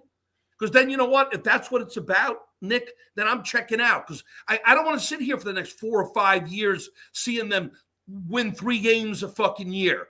I really don't want. Then if that's the case, then I would beg Aaron Rodgers to come back. Because I don't want to see this crap. Aaron Rodgers playing awful in his standards is still 17 touchdowns, 7 interceptions. And we all know the eye test says something's wrong. His plant foot, he's not throwing. We all know that. I get it. But at the end of the day, Nick, and you know this is true, at the end of the day, he's left you in positions to win games that you should have won if your fucking defense played good, correct? The defense let us down a million times. Our kicker couldn't hit the side of a fucking barn, okay? Because let's be honest here. The Buffalo game, we should have won, okay? The Denver game, we should have won. So we're losing out on all these games of lack of defense, a kicker. Yes, Aaron didn't do all his part. I get it. But at the end of the day, we were at least in some sort of a position to pull out these games, not even looking so good. But we could have won these games. We could easily be minimum at least 6-4 right now. And at least a discussion in the playoffs right now. Because with all the mediocrity and what's going on in the AFC this year, you've seen the way it's been. Fucking Pittsburgh just lost to Cleveland the other day. And Cleveland sucks. Yeah, but that snow changed that game, no, right? I know. But you know what I mean. And you know it takes snow for Jameis Winston to finally be accurate again. Like some people just can throw in the snow and throw better, and then some people just can't function in it. Please no Jameis Winston next year. If all of a sudden I hear that they move on from AR, and all of a sudden I hear that the Jets, we're going to just take a 1 year on Jameis, I don't think I'm going to be able to watch. I'm not watching. I will admit, though, it would be entertaining as hell. Jameis Winston is one of the most entertaining people there are in all clown sports. Show. Before I let you go, and thank you for calling in, Jake has a super chat. Thank you, Jake. Can you ask Rob how to be a good father? He knows. Oh, how to be a good father? I think you have to listen to your children. You have I disagree. No. Listen, right? You go with that idea. Well, 1 year you listen. 1 year you listen. You have to provide for them. Yeah. You have to you know, a lot of times you got to swallow your pride. A lot of times, even though you know that they're wrong, and you know what's probably the best testament right here, Nick. I don't want to get into political because I don't know if you allow it. Do you allow it on your show just a little bit? Depends which way you're going. I think you'll like it. I think you'll like it. I had a former co-host who is softer than melted snow, and I think you'll like stopped this. being friends with people because he didn't like the result of the election. So I got that too. Believe me, that happened to me. But anyway, my daughter 4 years ago voted for Biden. Okay, so she went on and on. Oh, kept on telling me, well, you know, Trump, he's a racist, blah blah blah. I said, okay. Watch what happens in the world. Watch the economy. Watch everything that happens, and you're going to start reading a lot of fake news and so forth. So again, not to get into a long political thing here, but 4 years later, I go up to my daughter Victoria. I go, "Who are you voting for this year?" She goes, "Oh, Trump by far." I go, "Hello, Trump? What happened? You told me he's a racist." Blah blah. She goes, "Oh no." She goes, "The people to the left, they're assholes. I'm going to the right this year." And I just laughed my ass off because you know what? You got to let them learn the hard way by themselves, Nick. You're right. You know, it's you want to give them structure. You want to provide them stability. You want to provide them keys to success in the world. But at the end of the day, they got to drive their own car, right? You can provide all the tools and all the life skills, but at the end of the day, they're going to be them. And you hope and pray as a parent before you send your kid off into the world, you did enough so that they can succeed and that they make the right choices. And, you know, I always tell my kid, avoid the awful people. You'll know the awful people, and no good will ever come from being around them. Get away from them as fast as you can. Negative. Just get away from those negative people. No, 100%. And that's the best that you can do. And you hope that, you know what, those times when you thought that they weren't listening, you hope that they were listening just a little. That's it, right? Right, but that's the key. I appreciate you, man. Thank you. Take care, buddy. Good luck. Good, bro. Thank you. You too.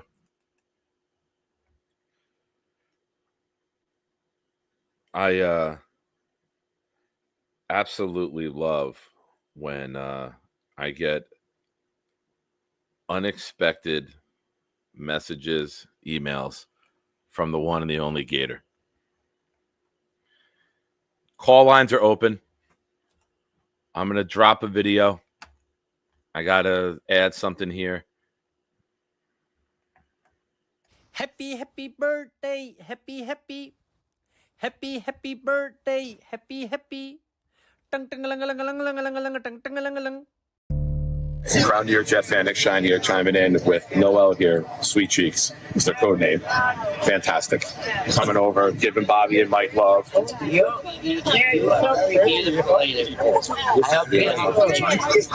been going back to where you live, New Jersey and New York. I'm from Queens. I was born and raised, but I went to school.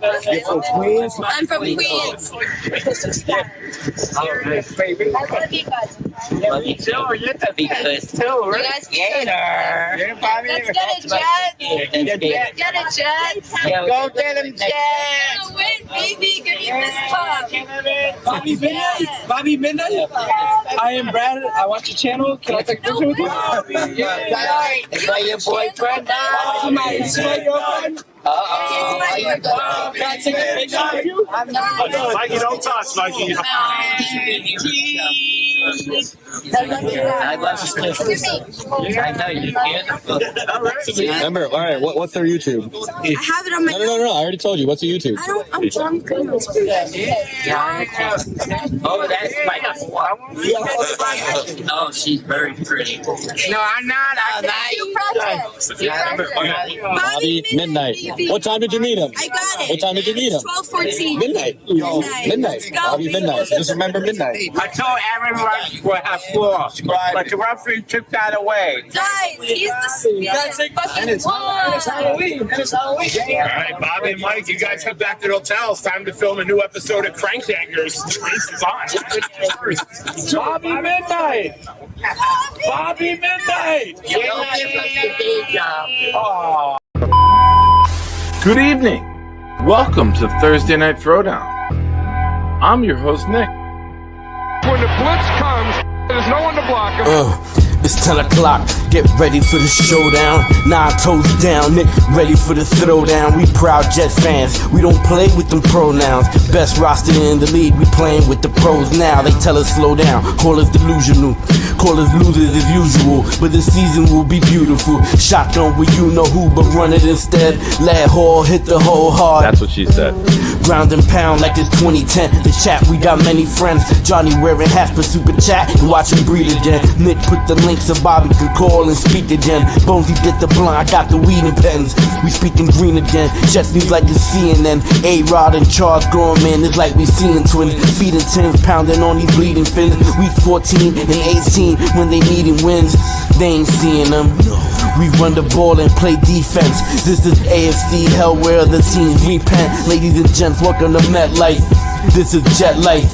We bleed green, this our best life. We just nice. Let's say what's up to everyone. Dark Soldiers. Around your Jet fan, Nick Shine here, chiming in with Noel here, Sweet Cheeks is their code name. Fantastic. Coming over, giving Bobby and Mike love. I'm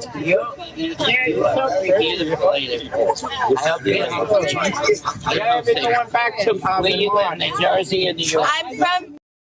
All right. I don't know. I'm trying to add something. I can't get it added. I apologize for the extended commercial break. I thank you, everybody, for hanging out. I'm very excited for this next caller. This is somebody who I've seen call in elsewhere many times. And this is his first time calling into this show. And as a YouTube content creator, it's an absolute honor to bring in Neil. How you doing, buddy? Nick, how are you? All right, man. Thanks for calling in. Hey, listen, I just was perusing YouTube and I saw your show live. I've never seen, when I go across YouTube, because I have a lot of trouble finding you guys, the content creators, because, I'm not like the most nimble guy on the internet. If you get my drift, I'm an old G. I got so you.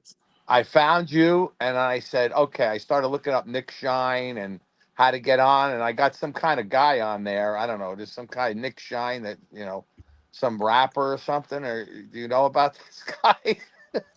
With Charles? No. When I go on Nick Shine YouTube, some guy comes up. He's a rapper or something. I don't know how the hell, but I ended up finally finding it. And I love your content. I love when you call in. Thanks, man. I love your takes on the Jets. And, I got to tell you, man. There is a rapper. Right? If you put Nick Shine, I'm looking up Nick Shine and I got some rapper on here. I'm like, no, this is not the right one here. Hang on a second. And then I looked it up. Shine. I guess it's Shine Time. And that's how I found it. I don't know. Right. I had to put the Shine Time on there and I found you. Nice. So, awesome, man. Thank you. Here I am. I do fancy myself a bit of a rapper. I do freestyle every so often, but thank you. There you go. It's been a crazy week, to say the least. Yeah. A little bit, right? It feels like it's Groundhog Week for us, right? Every week it's like, all right, it's going to be a regular week. Nope. New stories come out. New dramas hit the fan. Well, we're going to find out Tuesday, with Aaron. I mean, the reality is this. BJF did a real... I like BJF, and he's got some pretty good takes. Yeah. And he made a comment that I wanted to talk about. The big problem we've had here is the basic but leadership of the team. Joe Douglas and Saleh made a big mistake after the Denver game when Rodgers got bent in half and got really injured up pretty bad and was clearly not healthy, okay? Yeah. And clearly Woody Johnson said maybe we should bench him. That was not what he meant. He meant let's put him on IR and let him get healthy for a couple of weeks. That clearly is going to come out to be what really happened. There's no way in hell that Woody Johnson was suggesting and meddling to bench Aaron Rodgers after a 2-2 start. It doesn't make sense.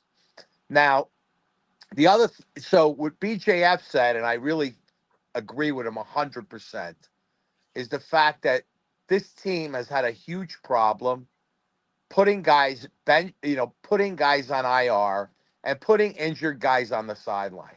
Now, if we go back, Tyron Smith clearly was injured in the third or fourth game and should have been not playing, and Olu should have come in early.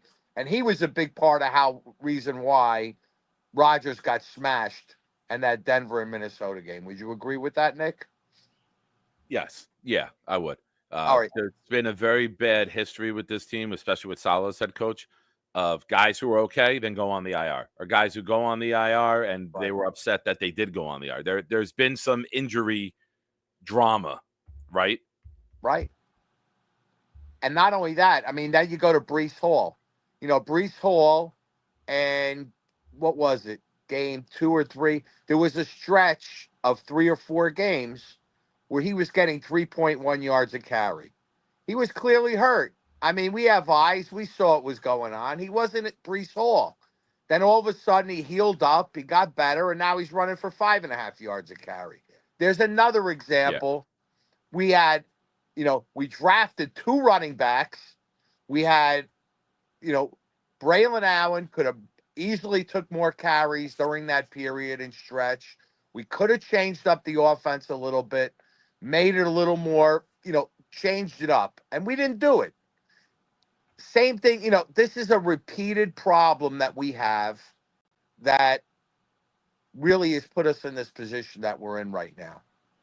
And I'm afraid it's going to be, as a result of this Aaron Rodgers thing, is, we're going to end up losing this guy. And I'm going to tell you something right now. I listened to Ryan, and these guys are talking about the draft, and they're talking about bridge quarterbacks next year and all this other crap. Aaron Rodgers is, if I had a stake, a bet on it, that he is more like the Aaron Rodgers at this point of his career that we saw in the Patriot game than we are seeing right now, because he's injured. Injured players cannot perform well. Right, No, Nick? you're right. How do you, if the guy is limping off the field and he can't hit his plant leg, Boomer Esiason said it. He saw his tape, and Boomer Esiason is the quarterback.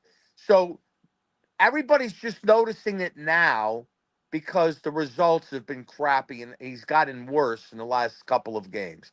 And I think the hamstring injury, that didn't happen. Like, he had the ankle injury, right? I think the Denver game, when he got sawed in half that time and we thought he was done, I thought he was done for the season right there. Yeah. And then he got a hamstring injury. I remember there was a part of a game where he grabbed the back of his leg. What game was that, Nick? Do you remember? Minnesota. Didn't he get folded up against Minnesota, and he was walking towards the tent, and then there was a fumble, and we got the ball back, and he came right back out? Yeah, but that wasn't the hamstring. I think the hamstring came in the Minnesota game, if I'm not mistaken. It might have come in the game after. He didn't have the hamstring, but the hamstring came afterward. So you had the ankle. Buffalo was after Minnesota because that was the Monday night game because we had the extra day of rest after the London trip. Right. So what was the game? I remember specifically, he did not have the hamstring to go along with the ankle. We went Buffalo. We had the Monday night game at home against Buffalo. Then we went to Pittsburgh on Sunday night. Then we went to New England. And then we had Houston home on the short week. I don't remember. He's been hit and folded up so many times. They're all blending together, and I can't remember which one you're referencing. Now, so the reality is, here you got Olu Fashanu, and you basically have Tyron Smith that's injured, and he was probably, his numbers PFF-wise after the third game were like one of the worst tackles. He was looking like Becton more than Tyron Smith. I saw Rodgers get hit multiple times where Smith didn't even make contact with the guy going around the outside. He looked like Becton, the 77 with a left tackle. I never want to see a left tackle for the Jets wear 77 again. Rest of my life. If you want to be a left tackle, you cannot wear 77. That's got to be implemented as an organization. Right. But at the end of the day, Tyron Smith's a big guy. At the end of the day, the coach has to say, and the medical staff has to say, you're done. You're on IR. We'll see you in 4 games. You'll be back. That's when you do it, not when the guy is crippling your team. and putting you in a bad position. And this was a year that we had some depth. I mean, it's not like you're putting in garbage like last year. You're putting in, Fashino, which is a serviceable left tackle. So that's mistake number one. The Brees mistake is number two. Aaron Rodgers, they're handling this thing totally, totally wrong. And right now, I mean, I will tell you, I'm praying. I don't know if it's going to happen or not, but I'm hoping that this extra bye week is going to help him, get the hamstring right and get the ankle right to where he has some mobility and he could throw. Because the guy was so crippled last week that he couldn't throw the ball more than 15 yards. I mean, at what point does a coach say, and somebody put his arm around them and say, listen, take a seat. Let's take it game by game, and we go from there and put Tyrod. I mean, look, we got Tyrod Taylor for a reason. Yeah. I mean, we could have won at least one or two of the games that we lost if Taylor was in there throwing deep balls to our guys. And even if you don't connect on it, launch one. I said earlier, I don't know if you're watching, but he do a can't play do action and just throw the ball as far as you can. Right. So the safeties go like this and go, oh shit, they can throw it downfield. We might have to go backwards instead of just coming forwards. I was there the other day and I'm watching. Rodgers is doing these checks, and the way the defense is guarding it, their safeties are 12 yards deep, and they're not covering the guys in the slot, and they're giving the appearance that it's open.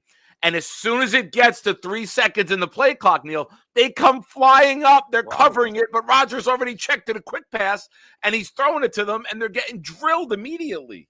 Right. There's no element of surprise. There's no element of deception. The one time they did was the rollout, play action rollout to Yeboah, wide open, touchdown, nice gain, nice play, beautiful design. You know why? Rodgers didn't do 35 checks. That was for you guys in the chat for later. But all these fucking signals that he does, and all the defense is doing is giggling like, yo, he's going to do exactly what we want him to do. He's checking to a quick pass. We're going to make the tackles and be done. Right. But the problem is, Nick, when you don't have the element of having the ability to throw the ball down the field at all, he's basically Tim Boyle out there, because Tim Boyle couldn't throw the ball, Streveler couldn't throw the ball, and Aaron Rodgers did not have the capability with one leg. I mean, think about it, Nick. If you stand on one leg and you try to throw a football, you could have the best arm in the world, but you're not going to throw you're not going to throw an accurate ball. Oh, I got a story for you, Neil. What's that, Nick? I got a story for you. You haven't heard the story of my left leg, and I still got the arm. Yeah, but at the end of it all, I want Aaron Rodgers. My hope is this last 6 games that he starts to resemble more like the Aaron Rodgers he did in week 2, in the Patriot game. If he does, there's no possible way I do not want to run back the team the way it's currently constructed, with a few changes here and there, and with a new coach and a new energy and a new D coordinator. I don't see why we can't be. There's no way we're going to be a successful team rolling it back with a bridge quarterback or getting, Justin Fields or the shit I'm hearing, Nick. I'm getting sick. Well, what do you think? Let me, perfect timing. Let me interject there. I don't think a new regime will want to spread out Aaron Rodgers' money over 2 years. It would be $49 million.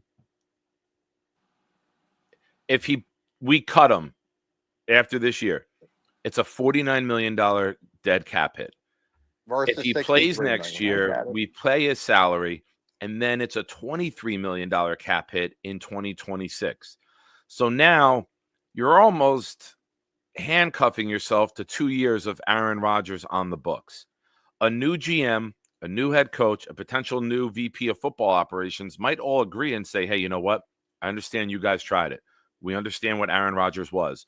But for our vision for this team, it's best that if we move on day one and you allow us to build what we want to build and you allow us to implement what we implement, and prolonging this and keeping this guy on the books for 2 years is not anything that we have interest in.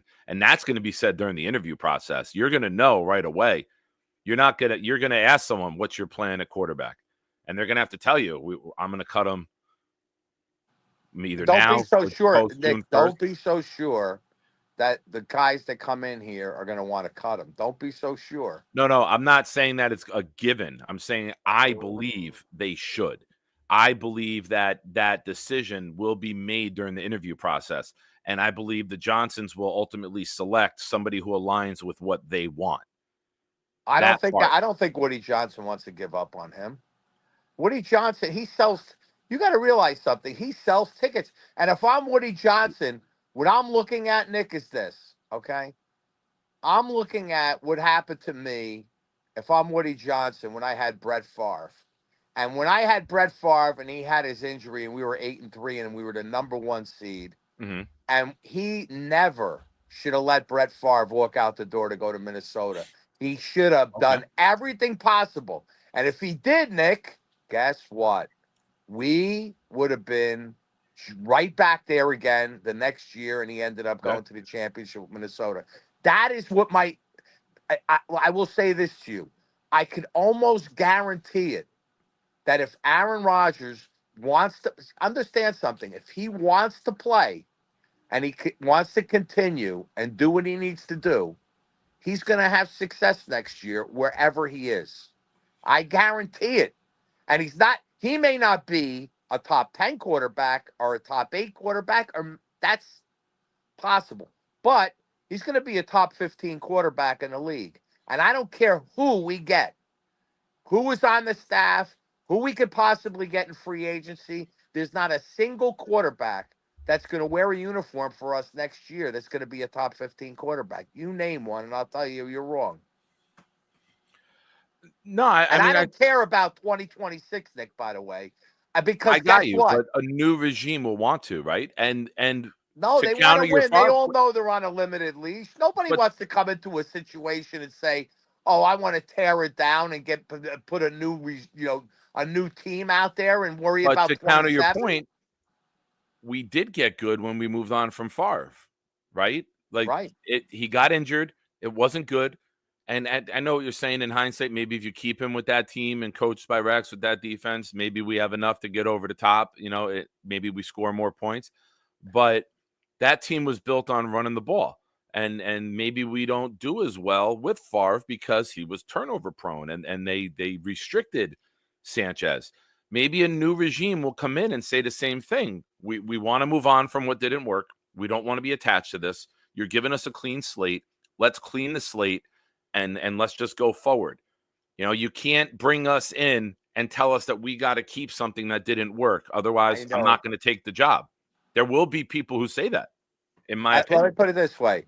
Any team right now that's going to lose their coach, Nick, nobody has an Aaron Rodgers on their roster that could go into next year. You got to realize something. Rex wants the job badly because he thinks he could turn this thing around next year. He also knows the Johnsons are the only two dumb enough to hire him again as a head coach. That's why he's been out of the league for 8 years. I get it. And I'm going to tell you something about Woody Johnson. Everybody's trashing the guy and everything. You got to realize something. Like you said, you mentioned, first of all, he's never been afraid to open a checkbook, number one. Number two, he's not a meddler, okay? He's a meddler now because you got to realize something. He is meddling now because he doesn't know a lot about football. Let's go under that assumption, okay? But what he does know is coming into this year, he was told by everybody, and we all thought we had the best roster on this team that we've had since 2009 and 2010. Yeah. Is there anybody, Nick, that you know of that did not say, including you, me, Jake, everybody, that this is the best roster we've had since 9 and 10? Yes or no? Yeah, the talent's there, the coaching. No, roster is there. Yeah. Okay. I said I did many shows with it. It's the best roster that I've ever seen in terms of individual talent. Okay, so there we are. So now we have the best roster we've ever seen, number one. And number two, we still have that win now roster. Now, the guys that if we're going to look past next year, we're not going to have a better. With the roster is going to step back because either we're going to start to extend guys. Look, the blessing of Sauce playing like shit right now, Ahmad, and Jermaine going out, and guys stepping back a little bit on a rookie is the fact that they're not going to hold us up for extensions early next year. Bottom line is, it's laughable. If Sauce Gardner is going to demand, a big bag of money, he's not going to even entertain getting a bag of money right now because he's playing like crap. Yeah. He's going to have to play out next year and hope that his play is good enough next year to get a contract the following year. Jermaine Johnson cannot demand a contract because we don't even know what he's going to play like next year. Oh, agreed. I just do want to add this to the quarterback thing. I'll let you go, and I do appreciate you for calling in. It's the most mobile quarterback era in the history of NFL. Do you really want to go into another season with a guy who showed this year he can't move? That's not Nick. He can see. Here's where you're wrong. He can't move because he's injured. He was moving very well in the Patriot game, was he not? He moved well at times. Game? He had one nice run of 8 yards. Let's not make it sound like he's not a running quarterback. What I'm trying to say is he could move in the pocket and he could extend plays outside the pocket. He is still capable of doing that. Okay, he is not Peyton Manning with the Denver Broncos, who happened to win a Super Bowl. Difference between Peyton Manning and Aaron Rodgers is this, and Aaron Rodgers may be smart enough to do this, and Peyton Manning was, but he has to reinvent himself a little bit and know his capabilities. And if he could do that, great point.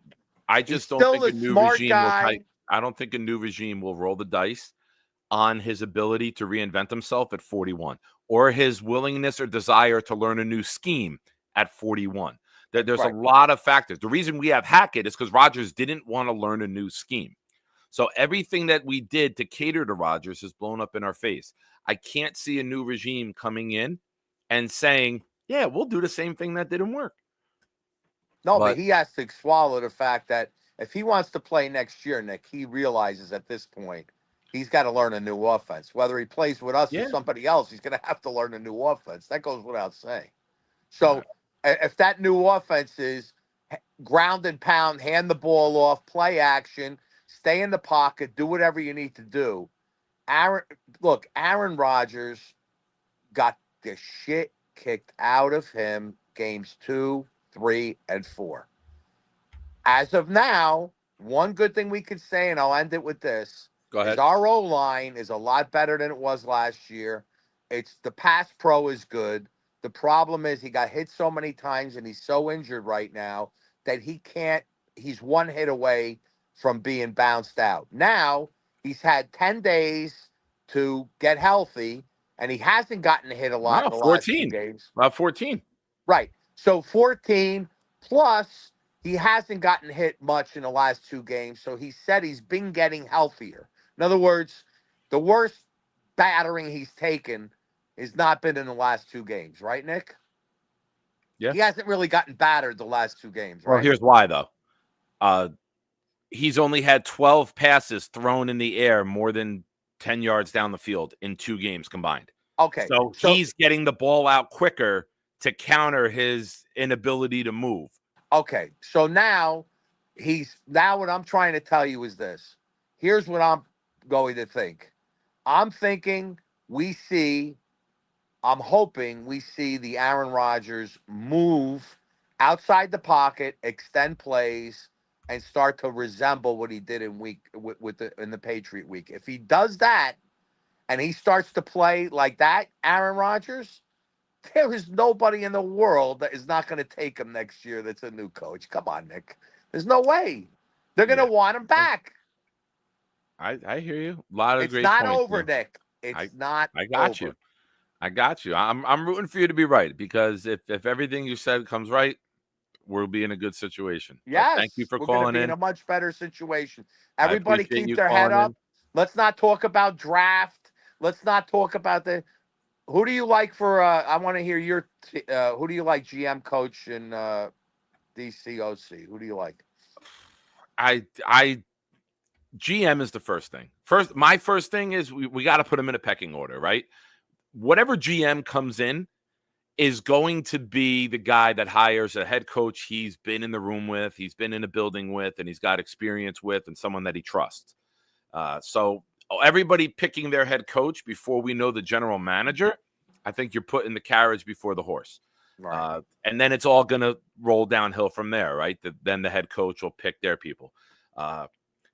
There's people that I think won't even entertain coming here and working for the Johnsons. I think there's a bad taste around the league. I think it's like we're the Johnsons. Woody is now Jerry Jones Jr. No, he's not, Nick. He's not going to pay attention. He's not going to meddle in anything. He did not meddle with Joe Douglas 4 years ago. And here we are, though, Neil. Here we are. That's what they said 4 years ago when he hired Douglas. Douglas is going to run football, hands off. When did he interfere with Douglas? Until the last year and a half. He didn't interfere with him in the first 3 years.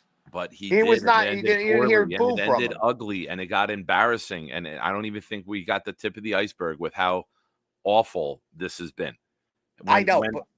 He didn't let him hire anyone when Chad Alexander left. He made him fire Rex Hogan. He stepped on his toes. He shot down what was supposedly a Huff contract that they didn't want to go. They wouldn't have gotten Reddick if they signed Huff. Woody wanted the bigger names. Woody got involved. Woody did mess up some things. And now word around the league will be, you don't want to work there. Agents talk. GMs talk. Right. The word will be, I don't know if you want to go there. I don't know if it's the right situation for you. I know how you are. I know how you operate. I know how your client is. That might not be the best situation for you to succeed. There's a lot of tension. The media, the rabid fan base, how hot-tempered we all are, the hunger to be successful again. Somebody might just say, you know what? I'd rather go to Cleveland where the market is so much smaller. And then if you do a little bit of good, they'll love you. They were 2-8 the other day with a packed stadium going nuts to beat the Steelers. I wouldn't want that guy, a guy that's willing to go to Cleveland and pass up the opportunity. Look, one thing is clear. Just because when we you love win in New York, Nick, you win. that it's the best thing you could ever do. But just because we love this team, Neil, doesn't mean prospective general managers and coaches will.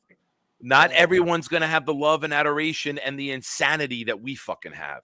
I get it. But I hope we get somebody who's respected. I hope we get someone who's not, we're not rolling the dice and hoping this is the guy that it finally works out with.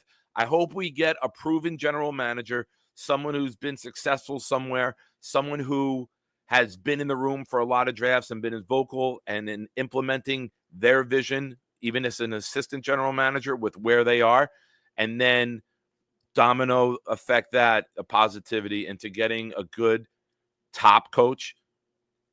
But we'll see. It's the Jets. It never goes as planned. Listen, when everybody was happy, Nick, everybody was happy with Douglas when we got him. He was definitely better than we thought we were going to get. And everybody, Rex Ryan was the top coaching candidate coming out that year. I'm sorry. Saleh was the top coaching candidate coming out that year, and we got him. We got both of whatever we wanted. It just didn't work out, and I believe we're going to get whoever we want this time around. I think I'm for. See, when you say a synergy, I'm kind of leaning towards like I like this guy Borgonzi on the Chiefs. I don't. Doesn't matter who they are. It's like you said, the synergy. I want top guys from teams that are hot, that we could attract players from those teams. And the Chiefs are obviously a team you want to attract players from because they're a successful franchise. Correct. Much more successful than the Detroit Lions. Everybody's hot on the Lions with Ray Agnew and that whole crew. Okay, I do not want what's his name? The coordinator on Detroit being our coach. Ben Johnson. What? Ben Johnson, the offensive coordinator? No, Aaron I'm Glenn? talking about Aaron Glenn? Aaron Glenn. I mean, every time I see Aaron Glenn, I think of the spike play. I just don't – I would rather have Rex Ryan than Aaron Glenn. Let's face it. I don't care. He's not a leader of men. You want a leader of men, and you got to have a culture changer. That's, where guys – there's not many guys that could do that. I mean, in New York, there's a handful, Look, Rex Ryan is a changer of men. He hires a Dayball or a Peterson or somebody that's an OC-minded guy that will be equally adult that can make changes. The problem with Saleh is he could not stand up to Aaron Rodgers. He did not have the ability to say, hey, asshole, go sit on the side. He was too enamored with Aaron Rodgers. Rex Ryan would have said, Aaron, you're hurt. You're out. You're on the sideline. You need men, not boys. And these new coordinators, the same thing with this guy in Detroit, who everybody's chirping about. I want a leader of men, and that's what That's all I'm after. Nick, have a good night. Nice to talk to you. Thanks for calling in. And just so everyone knows, you need men, not boys. Only Puff Daddy had that mentality. He wouldn't be in this situation that he's in right now. I do want to thank Gator, who was in the lab tonight and sent me something for Sunday Shine Time. This will be my first time viewing this as well as yours. We'll watch it together. Shine Time theme song. Welcome, my friends. It's a Shine Time. Shine Time. It's time to talk about the Jets. Don't you know it's Shine Time? Shine Time. It's Shine Time. Time to be with my friends. Hey, have you seen my toe?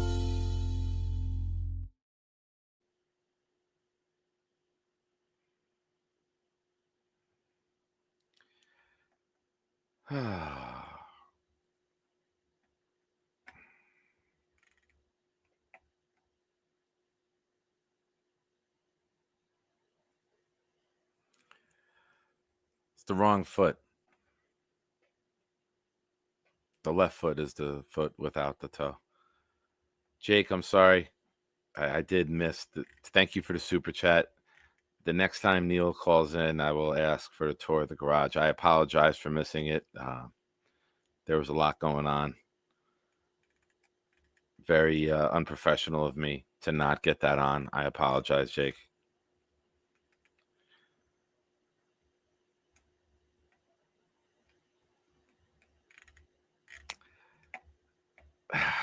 That was my first time watching that. Didn't know the foot thing was going to happen.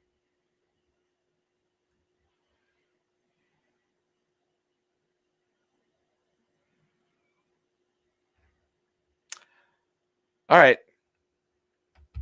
I got to pick up a friend from the airport in a little bit. I got about 20 minutes left of the show that I could stay on. Anyone wants to call in? Feel free. If not, we will we'll wrap it up. Rick, you're not getting me to play it again, Rick.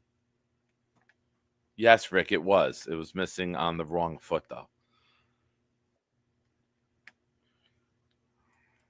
The fuck do you want? Unmute yourself, dumbass. Wait a minute. Breaking news. Tammy C's missing a big toe? Oh, you guys can get together and buy pairs of shoes together. Oh, Tammy, welcome to the club. June 30th, 2023. Where you at, dog? When he lost it. It's his toe anniversary. It is. June 30th, baby. Instead of tip your glass, tip your shoulders. Lean to one side. And there you go. My fucking dad just came home today. Oh. My condolences on your lost member, Tammy. Oh, yeah. Does it affect the way you walk with the big toe? Does it bother you at all? No. It doesn't like throw your balance off at all, having your big toe missing? No. I mean, like I don't really walk around without slippers or shoes on. And then the slippers I got are like there's a hard rubber. It's not like a cheap slipper. So there's like a hard rubber bottom. So it's like kind of walking with like a sneaker on. I also have to make sure I don't step on anything. You know, I can't take the chance of a splinter or, you know, or something getting into the foot and causing another infection. So, yeah, I got you. Hi, Leanie. Dude, my dad's toe's been broken for the last like All 20 years because he kicked the bowling ball. Clearly, Rick has not paid attention. It's the left foot, so it would be when I make the left turn. Come on, Rick. My God. He's like Zoolander. He can't turn left. Give me a minute. I'm going to put you in the back. I'm going to bring you on with somebody else, okay? Go for it. Next up, we have my man Tigo, also known on the channel as the Ungifted One. The unable to get gifted one. How you doing, buddy? Are you How as you been, sad as man? the rest of us? Is that Pac-Man back there? Galaga? What do you have? Street Fighter?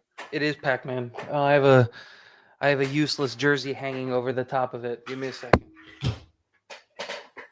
Oh, no, you don't have to show it. I know who it is. You don't have to show it. Yeah. No, not the jersey. Is that number Pac-Man. 8? What was that? Is that number 8? Yeah. Unfortunately. How you feeling, man? Huh? Look, You as it's down as the rest of us? no, because like I've kind of just given in to the idea, or not the idea. I've just kind of given in to the fact that like respect to Joe Douglas and Robert Saleh for trying. They went all out, and it just failed, and that happens. And now the team is in a really rough spot, in terms of we went all in and it didn't work. And so now you pivot, now you got to figure out what you're going to do. And it's just, it's going to get worse before it gets better. Yeah. Agreed. Like that's the whole thing. Shout out to Board Fat for trying again. They're not coming through. I don't know why. If anyone does want to support the channel, it looks like super chats are the way to go right now until I can get an answer about this. For some reason, it seems like it's capping at a certain number and not allowing more memberships once it gets back to that level. So much like the Jets being capped out at 3 wins, it looks like the channel here is capped out at a certain amount of memberships for some reason. I will message YouTube and find out what the hell's going on and hopefully get some sort of answer for all of you. But if we lose memberships when they expire, I'll let you guys know, and we'll go from there. And then we can add more, and then we'll shut it down. I don't know. I'm very, very upset by this. So I'm sorry. How's everything in the new home? It's good. We're finally kind of settled in and all of that stuff. Nice. What's your thoughts, man? Win, lose, nobody I get don't injured? care. Where you at? My thing is that I think that I disagree a little bit with like a little. I totally understand where you're coming from when it comes to this draft and saying like go into the trenches, go into the trenches, go into the trenches, And I totally get that idea. We lost Huff. No. I totally get that. Jefferson, and now all of a sudden, like if Quinn. But I don't like the idea of doing it in the first near round. the quarterback. We took Will McDonald, who started off the season with 7 sacks, moved him to the right side, and now I think he's got 1 sack since going to the right. He's almost been like not even mentioned during games. You moved him for Reddick. All right, fuck you, Reddick. You're not gonna. Woody, you want to make a mandate? Go down and say Will McDonald's my left defensive end. Reddick, you're going to be here short term. You learn the new position because we're not going to stunt this guy's growth for you, who's not getting home anyway. McDonald was getting to the quarterback time and time again from the left D end. We move him to right D end, and now he's a ghost. Yeah, because he's facing better opponents. Like the thing is that he needs to get be good at the left. Why move a guy who's young, developing, and being successful for a short-term failure like Reddick? Look, at the time, the move made sense because we were still trying to win games. Now I agree with you. Move him over to the side. But I think going back to the whole draft part of it, like my thing is you've just invested so many resources on the offensive line and the defensive line, in particular in the first round, And it's all about resource allocation. I think you and I have kind of succumbed to the idea that Garrett Wilson's time on this team is not long. My guess is he probably gets moved in the summer. We know we're not going to bring DJ Reed back. We know we're not bringing any of the safeties back. And like my thing is, like you mentioned, we have 3 first-round picks on the defensive line right now. We have 2 first-round picks, a second-round pick, and quite a bit of money in John Simpson tied into the offensive line right now. And it's just, dude, we need a DB. And I'm not saying DB is in like corner. I'm saying like we need 3 DBs. Yeah. At a certain point in time, and a new staff might disagree, but like at a certain point in time, you need to start hitting on your middle round picks to come in and fill in those roles. And I'm not saying don't go to the trenches. You need to draft an interior defensive lineman. You need to do it. And 100% Graham Barton is that dude. A defensive line of Jermaine Johnson, Quinton Williams, Graham Barton, and Will McDonald would be unstoppable. Not Graham Barton. Not Barton. Jesus Graham Barton Christ. was the center. From Yeah, Duke. the offensive tackle from Duke. Oh my gosh, what's his name? Something Graham. Graham is the last name. Graham's the last name. I got it messed up. You know what I'm talking about. Graham. I do. But like my Mason. thing is McMillan is that dude. Mason Graham. Thank you, Elon. And we need wide receivers. As much as people hate it, there are first-round tight ends in this class. Not really, but no. there's. I don't hate it because you know what I if you mean. look- It's just I look think at it's the- look at the resource Chiefs. allocation. Chiefs are going to go from Kelsey to Gray and not miss a beat. You can say Gray is better than Kelsey now. They just don't feature him as much. Yeah. It's just that's the whole thing is just the way that I look at it. And like if we went one of the top tackles, am I going to be mad? Hell no. But I also look at it and go, you have to start hitting on some of these young picks and avoid the quarterbacks at all cost. Hawk comes in with a super chat. Even if I was able to gift the membership for Tigo with this $5, I would not. I will not. Hashtag Gray name forever. Wild wave. I hate you both. That's great. Oh Thank you, man, Hawk. I appreciate it. Buddy. I said there might be a first round tight end, and Jake Assman comes in. Was Jake Assman a Bowers boy? I don't remember. I was team with weapon. Bowers. I was team weapon. You I know was that. no, me too. We were in agreement. I there. was team weapon. Like I didn't Yeah. care. Like Neighbors, Odunze, Bowers. I wanted another weapon. Yeah. I was team weapon. And like the thing that sucks is like Neighbors is doing really, really well in New York, but I would have avoided Neighbors because of the attitude. I would see why you would avoid Neighbors because of the attitude. But Bowers has just been quietly putting on the best rookie tight end year of all With time. some of the worst quarterback play in football. Like it's just insane. And it's just like, look, I'm happy we Wait, got Barkley Olu just because broke another touchdown. what happened?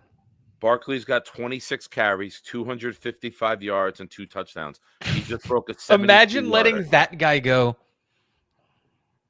Imagine that guy wanting to be on your team and you said, nah, we're good. Wow. Yeah, Neighbors, as you know from all of our draft discussions in the chat, was OBJ 2.0. When you get him the ball, he will be explosive. He will be fun to watch. If you don't get him the ball, he can burn it down. And you saw today that you got asked a question, and he's like, I didn't get the ball Straight until we were down immediately 30 threw to Dable under nothing. the bus. Go ask Dable at that. Go ask Dable why. Just first opportunity given. Dable, here's the bus. And just threw him under it. Yeah, it's wild. Tigo, I wish you would have called in earlier. I do have a couple other callers I got to get to. No, yeah, dude. I literally didn't even want to talk football. Just haven't talked to you in a while. Came to say hi. Literally, that was it. It's a shame that Rutgers basketball men today didn't play in the first half. They were down 44-26 at halftime to Kent State, and then they ended up losing by 2. Damn it. But all right, Tigo, appreciate you, buddy. We'll talk soon. Have a good night. Now I got to bring these two guys in together. Mr. Weed, and Clancy with his shitty sweatshirt on. All right, now we all love Tigo, but somebody get this man a membership, please. in this scenario, we're getting rid of Garrett Wilson, but we need a wide receiver. In that scenario, we're not I think getting he's rid saying of that Sauce. Garrett's going to demand out. I think I would rather get rid of Sauce and keep They're going to Garrett. give him $30 million a year, and he'll be fine. But yeah, in that scenario, we're not getting rid of Sauce, but we need cornerbacks. I'm not really sure what he. And then he said maybe not a corner. Are we drafting a safety in the first round? I'll take a D tackle any day. You Sauce see how had we like get ran one on every week. Sauce had like one pick maybe since we drafted him. And then you got Well, he Derek had a bad Stingley who year. has like Yeah. 54 picks. The only place he has picks is on Instagram. Yes. That's it. The only place you guys all feel free to credit me if you tweet that. The only place Sauce has picks is on Instagram. I'm not crediting you. I'm totally going to steal that. Well, you would. Yeah, I of don't course. expect anything less from you. Where do you think my comedy comes from? You think I think of it myself? I fucking steal it from people. At least you're consistent. I'm the guy on Facebook that retypes viral memes. You're like Carlos Mencia. Yes. Nice. That was actually pretty fucking good. It's probably another failure that's probably another failure that VR attaches himself to. You voted for Kamala.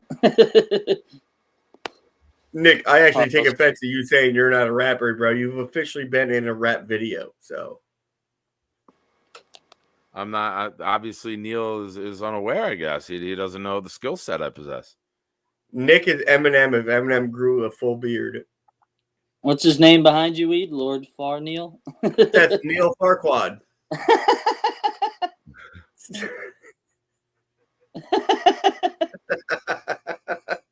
It's the perfect face too for it. It really it's just It's the like, best. Hear ye, hear ye. I had to watch back that episode of Jay's show like 14 times to get that exact fucking still frame. Could have got it tonight with the how he was sitting. What's up to my boy Dio? Thank you for watching, Dio. I refuse to believe that Neil was comfortable laying like that. No way. sit up or lay down, dude. Come on, have some consistency here. Gator was cooking him. He was. The guy, he had surgery on his back. He's permanently stuck in that position. It's just like this. Oh, I like that. MC Nikki Naito.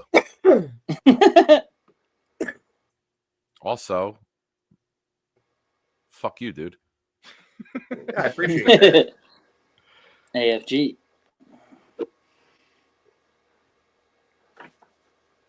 Yeah, he'll get 30. Ricky's right. You think My he gets whole 30 fucking here? shit. Absolutely. The other guys are making Here's 35. my pushback on it. Here's my pushback on it. I'm not saying yes or no, but here's the other side of it.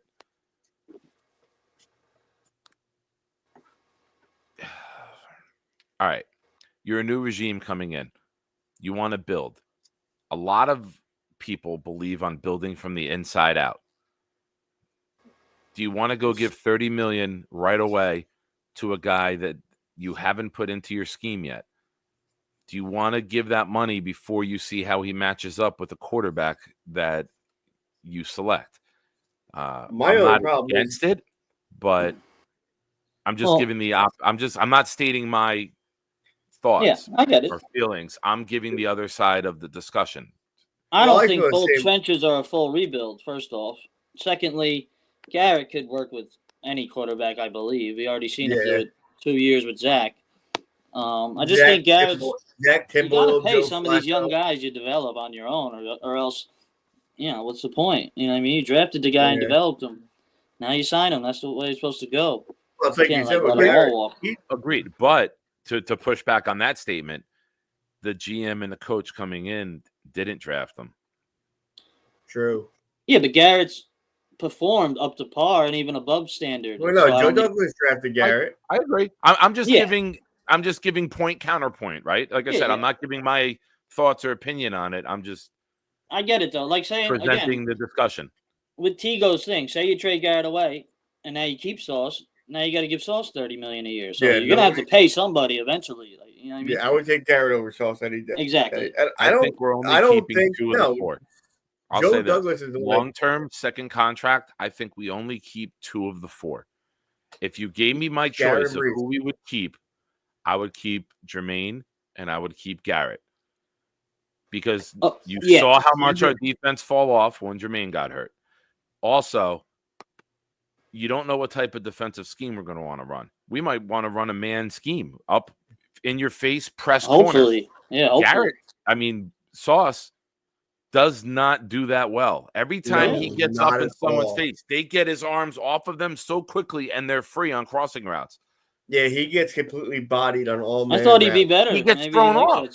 He's 197 pounds. He's got Richard Sherman was his own guy, obviously. Richard Sherman was all his own. If Sauce puts on like 20 pounds of muscle this offseason, I would resign him. Hold on, wait 1 second. With Richard Sherman, they played that scheme, that zone, we're in the entire time he was there. A new regime might say, I want to play a Rex. I want to play press man the entire game. Sauce, you don't fit that. Yeah, then you try and get rid of him. It might say, okay, we're going to go 3-4. All right, Jermaine and Sauce, you're both gone if it's Rex Ryan. You don't fit what we're going to do. We're going to keep Jermaine Johnson. We're going to keep Brees and we're going to keep Braylon and Garrett. We're going to keep you. And I'm going to get guys who play my scheme on defense, who can play press corner and who are 3-4 outside linebackers. I think JJ could be good in a Rex Ryan system. He's coming off a big injury, though, and I'm not disagreeing. I would have paid him, too, if he didn't get hurt. But you got to see what he looks like, first off. And maybe it's not absolute top of the market for him. And Brees, you could always tag. It doesn't have to be an extension, per se. There is ways to keep three of them, maybe. There's ways to keep three of them, maybe, is what I'm saying. I think JJ would do really good in a Rex Ryan system where he disguises blitzes and shit. Yeah, he's a real good player. Absolutely. Agreed. He's phenomenal. Agreed. I think JJ is good enough to put anywhere and play him. I'm just, like I said, presenting the discussion of if you only keep two of these four, that would be the two I keep. You have Braylon Allen, who looks like he could be a full-time runner. It would suck losing Brees, but are you going to give $15 to $18 million a year to a running back in year 5 after he's already had an ACL blowout? And we don't even know if he's getting to year 5 without any other injuries. Well, the cap goes up. Knock on Brees. I love Brees. Play Denver without getting hurt. The cap goes up. The tag was like around 12.5. I hear you. For a year, I'd consider it. I would. You don't want to give him a big deal. Did anybody else? It's complicated to say the least. Did anybody else see the article? Did you guys see the article where Rex Ryan said he would take over the team as is? No. He said this is such. He's so desperate, and he knows. I know he is. Yes, he will do anything. Rex, Alan, that's what I'm saying. Hell yeah, I'll coach for free. Like, he wants to coach this team so bad. I love him for it. I appreciate him for it. I don't want him. I don't either. I'll take him as defensive coordinator, but he's too big of a personality not to be want to be the guy. Exactly. He will rock the boat. He will make comments. He will go to the media. If we win a game or we lose a game and we lose it 6-3, he's going to go flame the fucking offensive coordinator, throw the head coach under the bus. That's what he does. Yeah. You can't bring in a guy with a bigger personality than your head coach. So you can't bring him in as a defensive coordinator. But I also see if anyone else even gives you an interview. No one will. It's been 8 years. Well, yeah, because he inherited a stacked McCagnon roster, and he had 2 good fucking seasons, and then as soon as those players started leaving, they didn't do a fucking thing. You don't think Rex maybe would have learned from some of his mistakes? I don't think so. I think his ego is too big. Here's my thoughts with that. The organization hasn't learned. They keep bringing defensive-minded guys, and we can never develop an offense. Not much has changed. Why not go get an offensive mind as a head coach? And he doesn't necessarily have to be the play caller for me. I'm not demanding that. Yeah. But go get a guy who's offensive-minded, who then brings in an offensive coordinator that he likes and has worked with, and then brings in a quarterback coach who they like and have worked with. And then you bring in somebody else like a run game or a pass game coordinator, and you get more offensive minds in the building. Yeah, and if you have the right defensive coordinator, you don't need to have the head coach and the defensive coordinator on the defensive side of the ball. I agree. I think Alford would be a great defensive coordinator. I need more guys in the room who have helped build, design, and have attacked defenses in the modern day NFL. What are we supposed to do? Who's going to come be an offensive coordinator for Rex Ryan? You're going to bring back Schottenheimer and run back 09 and 010? Like, please don't. What's the plan? Yeah, offensive guys got to be priority. I think Rex would be more of a fallback guy if we get turned down a couple of times or something. Yeah. We can't let this small portion of the fan base that want Rex Ryan to be the coach, to be the loudest. That's why you got to get out on Twitter. And this sucks that you have to do this, but you have to get out on Twitter. You have to tweet at Woody Johnson. We do not want Rex. We need an offensive coach. Like, they read it. They read it. It's true. If you're gonna tweet Woody Johnson, tell him to sell the fucking team. Hashtag sell the Jets. I tweet at him every fucking day. Hashtag sell the Jets. Yeah, exactly. Alan, Rex is 5 or 6. What's up, Jaden? We get turned down by 4 What's guys. up, Jaden? Yo. Hey, Jaden. Real life Jaden, not AI Jaden. For now. There's no floating head. Just right there, Not Puff the Magic Dragon, Jaden. I'm with Nick. I don't want Rex. I'm cool with that. No, not first option, without a doubt. Not first option. I don't. I also don't want Ben Johnson. I don't want a first time. I don't want a first time head coach. And I don't want a first time OC. So last thing we need to do is once again do a rookie head coach, a rookie OC, and a rookie quarterback. Dude, what the fuck is wrong? There's not many veteran offensive guys though. You're talking about Monken, who's not. That is true. Coach. You're talking about Stefanski if he gets fired. There's not like a million of those out there though. Yeah, that is true. Yeah. So I mean, I would be okay with Ben Johnson. I just wouldn't be happy about it. I'd be happy about him. I get the theory though. I know what you're saying. I know what you mean. I just want experience. Him, though. Yeah. I want experience, dude. I don't want these fucking. I wish you would become experienced on calling into a show and stop talking over everybody. He tried to wait his turn a few times. I give it to him. I did. He's trying. He's getting better. He's trying to get better. I am working on it. Alan, do not give Ben Johnson a blank check, dude. You're fucking stupid. That's Alan's guy, man. That's everything he says is fucking stupid. I agree with him. You know, JJ's a 1B, not a 1A. I agree with that. Like I said, maybe JJ wouldn't be at the top of the market now that he had the bad injury. You see how he bounces back. Nah, but he's still really good. Don't get me wrong. I'm just saying, paying these guys wise, I'm not getting rid of Garrett. You know, he could demand it. I would not. I would not get rid of Garrett. And I still like Sauce. That's what we get. I still like Sauce too, but like, dude, depends what you get. Like, they're giving us 2 1s and a 3. Yes. Now you make the deal, of course. Yeah, they give us like a 1 or something like Even that. Sauce, like Alan said, you know, you're not going to get 2 1s for Sauce. I don't think you would anyway. But you could get a 1 and a 3 or something like that. You can get 1-1 for sure. I would. Yes. I would not. I wouldn't keep Sauce. If we had a choice between 3 players, I would say get rid of Sauce. He has zero. He has zero tackles. It's crazy. 3 months ago, everybody was saying, "Oh, we want Sauce to be a lifelong Jet." I'm not out on Sauce. I never he had a bad year. A lot of shit's going on. You know, he had a bad year. He's had 2 good ones and 1 bad one. You know. I never said that. These guys I never said. No. Yeah, I never said get rid of Sauce, but he's really recessed this year. The only thing is, you're not paying him. He's probably one of the worst corners in the fucking NFL right now. If you wait and they have a great year again, now you pay even more. So there is, you know, a reason to pay him for that. Yes, exactly. But so I don't it's complicated. trust him. The whole thing is complicated. It's no joke. I don't trust him to make tackles, and that's all that counts. The whole team at this point. That is true. The entire fucking defense can't tackle for shit, but yeah, he shouldn't be our best tackler anyway. He can't tackle at all. Yeah, infrared. I hear you right now or not? For sure.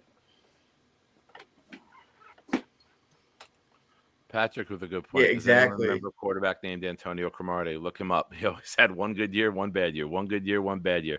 Some players are just like that. Damn, Yeah, you're but here's actually the right. thing: when Cromartie was good, he was getting 9 interceptions and making All-Pro like with turnovers. Yeah, that was at the in end. 3 maybe, years, one Sauce year, had 1 interception. He was Completely great different. for about 5-6 years. He was a straight, kick Cromartie. returner and like. Yeah. Here's Yeah, the, he did here's my issue with everything. Sauce. If you got the interceptions, you were getting 7, 8, 9 interceptions, and you were changing the game and taking the ball away and scoring touchdowns, I would be okay with the shitty tackling. If you weren't getting the interceptions, but you were a stud in the run game and you were tackling tight ends and running backs and taking them down, I'd be okay with the no interceptions. You're not doing any of it. This year, you're not he's even not turning even around and defending making plays passes, on the man. ball. You're not getting passes defensed. You're not knocking the ball down very often. So I He's don't never know been- if it's something technical. I don't know if it's something he's just mental. He's checked out. It seems He's like got, a- he's letting. I think Twitter he's get been to his coached head that, thinking too. he's the greatest corner that's ever existed. He's gonna have to not change even it up a little that. bit. He's gonna have to humble. change it up. Yeah. It's just No, he- Salah. Like it really seemed to like take him for a win. Like nobody Yeah. saw that coming, and Salah like he took that to heart because they're both from Detroit. Like Yeah, don't that's know. true. Definitely. Could be part of it. Absolutely.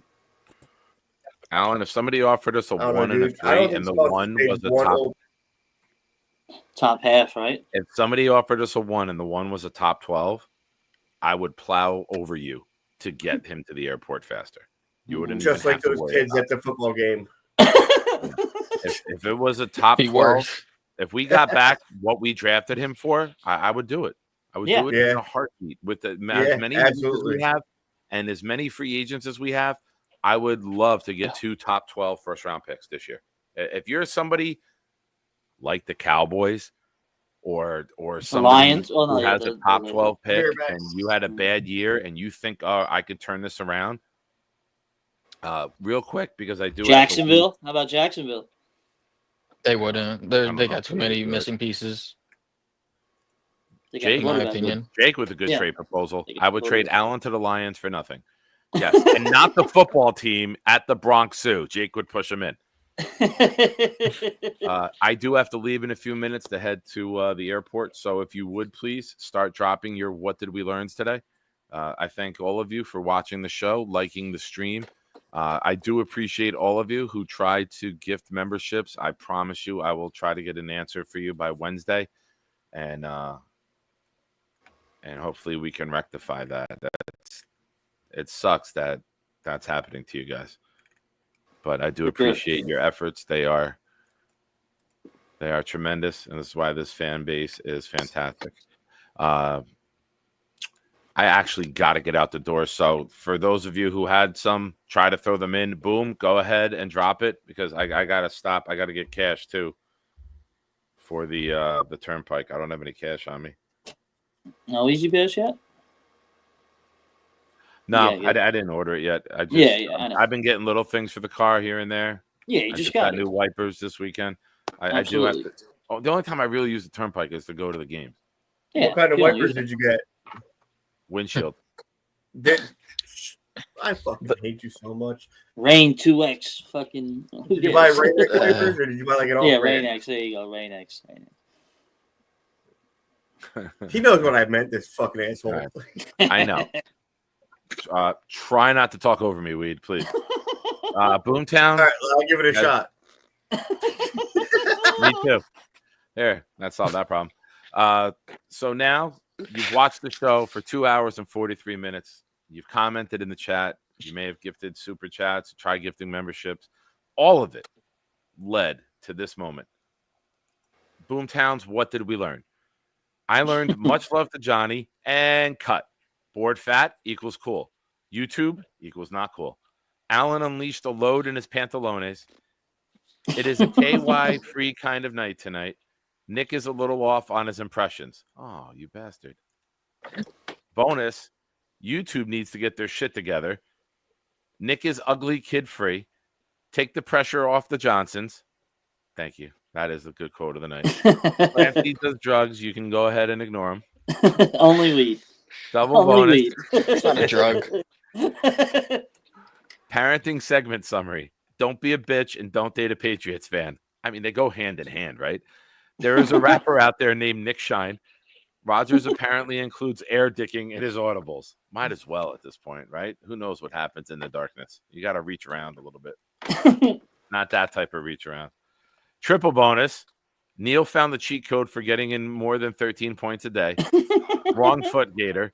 June 30th, 2023, the day Nick started leaning left. Not politically. I dub thee Tigo the Ungifted. Very good. ESPN copying Nick on their homepage using what we learned. Wow, look at that. Look at Good that. shit, Boom. Well, to be fair, I'm copying from Opie and Anthony back in the day. There you go. It's cyclical. He did. He did. We see this is much nicer than we talking over me. I can pick up his comment. You should have seen him last night doing poker. You're cheating, Bobby. Oh. You were accusing Bobby of cheating when he was beating you? How low does it get? Nah, he was just fucking around. Bobby kept giggling every time he said it. It was funny. No, that's a lie. He giggled. Nah, Jaden didn't like everything else. Wow, it was a lot of fun. Talking about random stuff. I learned we are winning 7 games next year. Fuck the Athletic. Thomas All right. Scobie. Gator says it's shine time. I do have to go. Fuck you, Clancy. DP time. Yes, it is time for the DP. But before we leave, everyone, please remember these wise words from our friend, the one, the only, Mr. Bonesy. When you have a bad day, give up. Go home and sleep. Fuck it. Try again tomorrow. That's my fucking mantra in life. Right That's there. awesome, that one. I will say, I love the way Boomtown said that you started leaning left. Parentheses, not politically. That was fucking great. That actually made me laugh more than anything. Nick, I actually have a gift for you. Look, it's a Donald Trump fucking playing card. Oh, nice. Yeah, I'm gonna give you one. I have a bunch of them. I'm gonna give everybody in the group one. I'm gonna mail one to VR. Do it, and then he'll stop using the post office because they delivered it. Make his life Boycott the USPS. Yeah. My apologies for anyone who's going to Jacksonville and has to meet up with them. No, it's okay. Is he also All doing right. his own? I do have to go. Thank you, everyone, for watching. Thank you for calling in. Thank you for making the show so much fun and helping the time pass. Love you, Nick. Jets, Later, people. Ladies and gentlemen, What's enjoy. new? And it's the wrong foot, dude. Welcome, my friends. It's a shine time. Shine time. It's time to talk about the Jets. Don't you know it's shine time? Shine time. It's shine time. Time to be with my friends. Hey, have you seen my toe?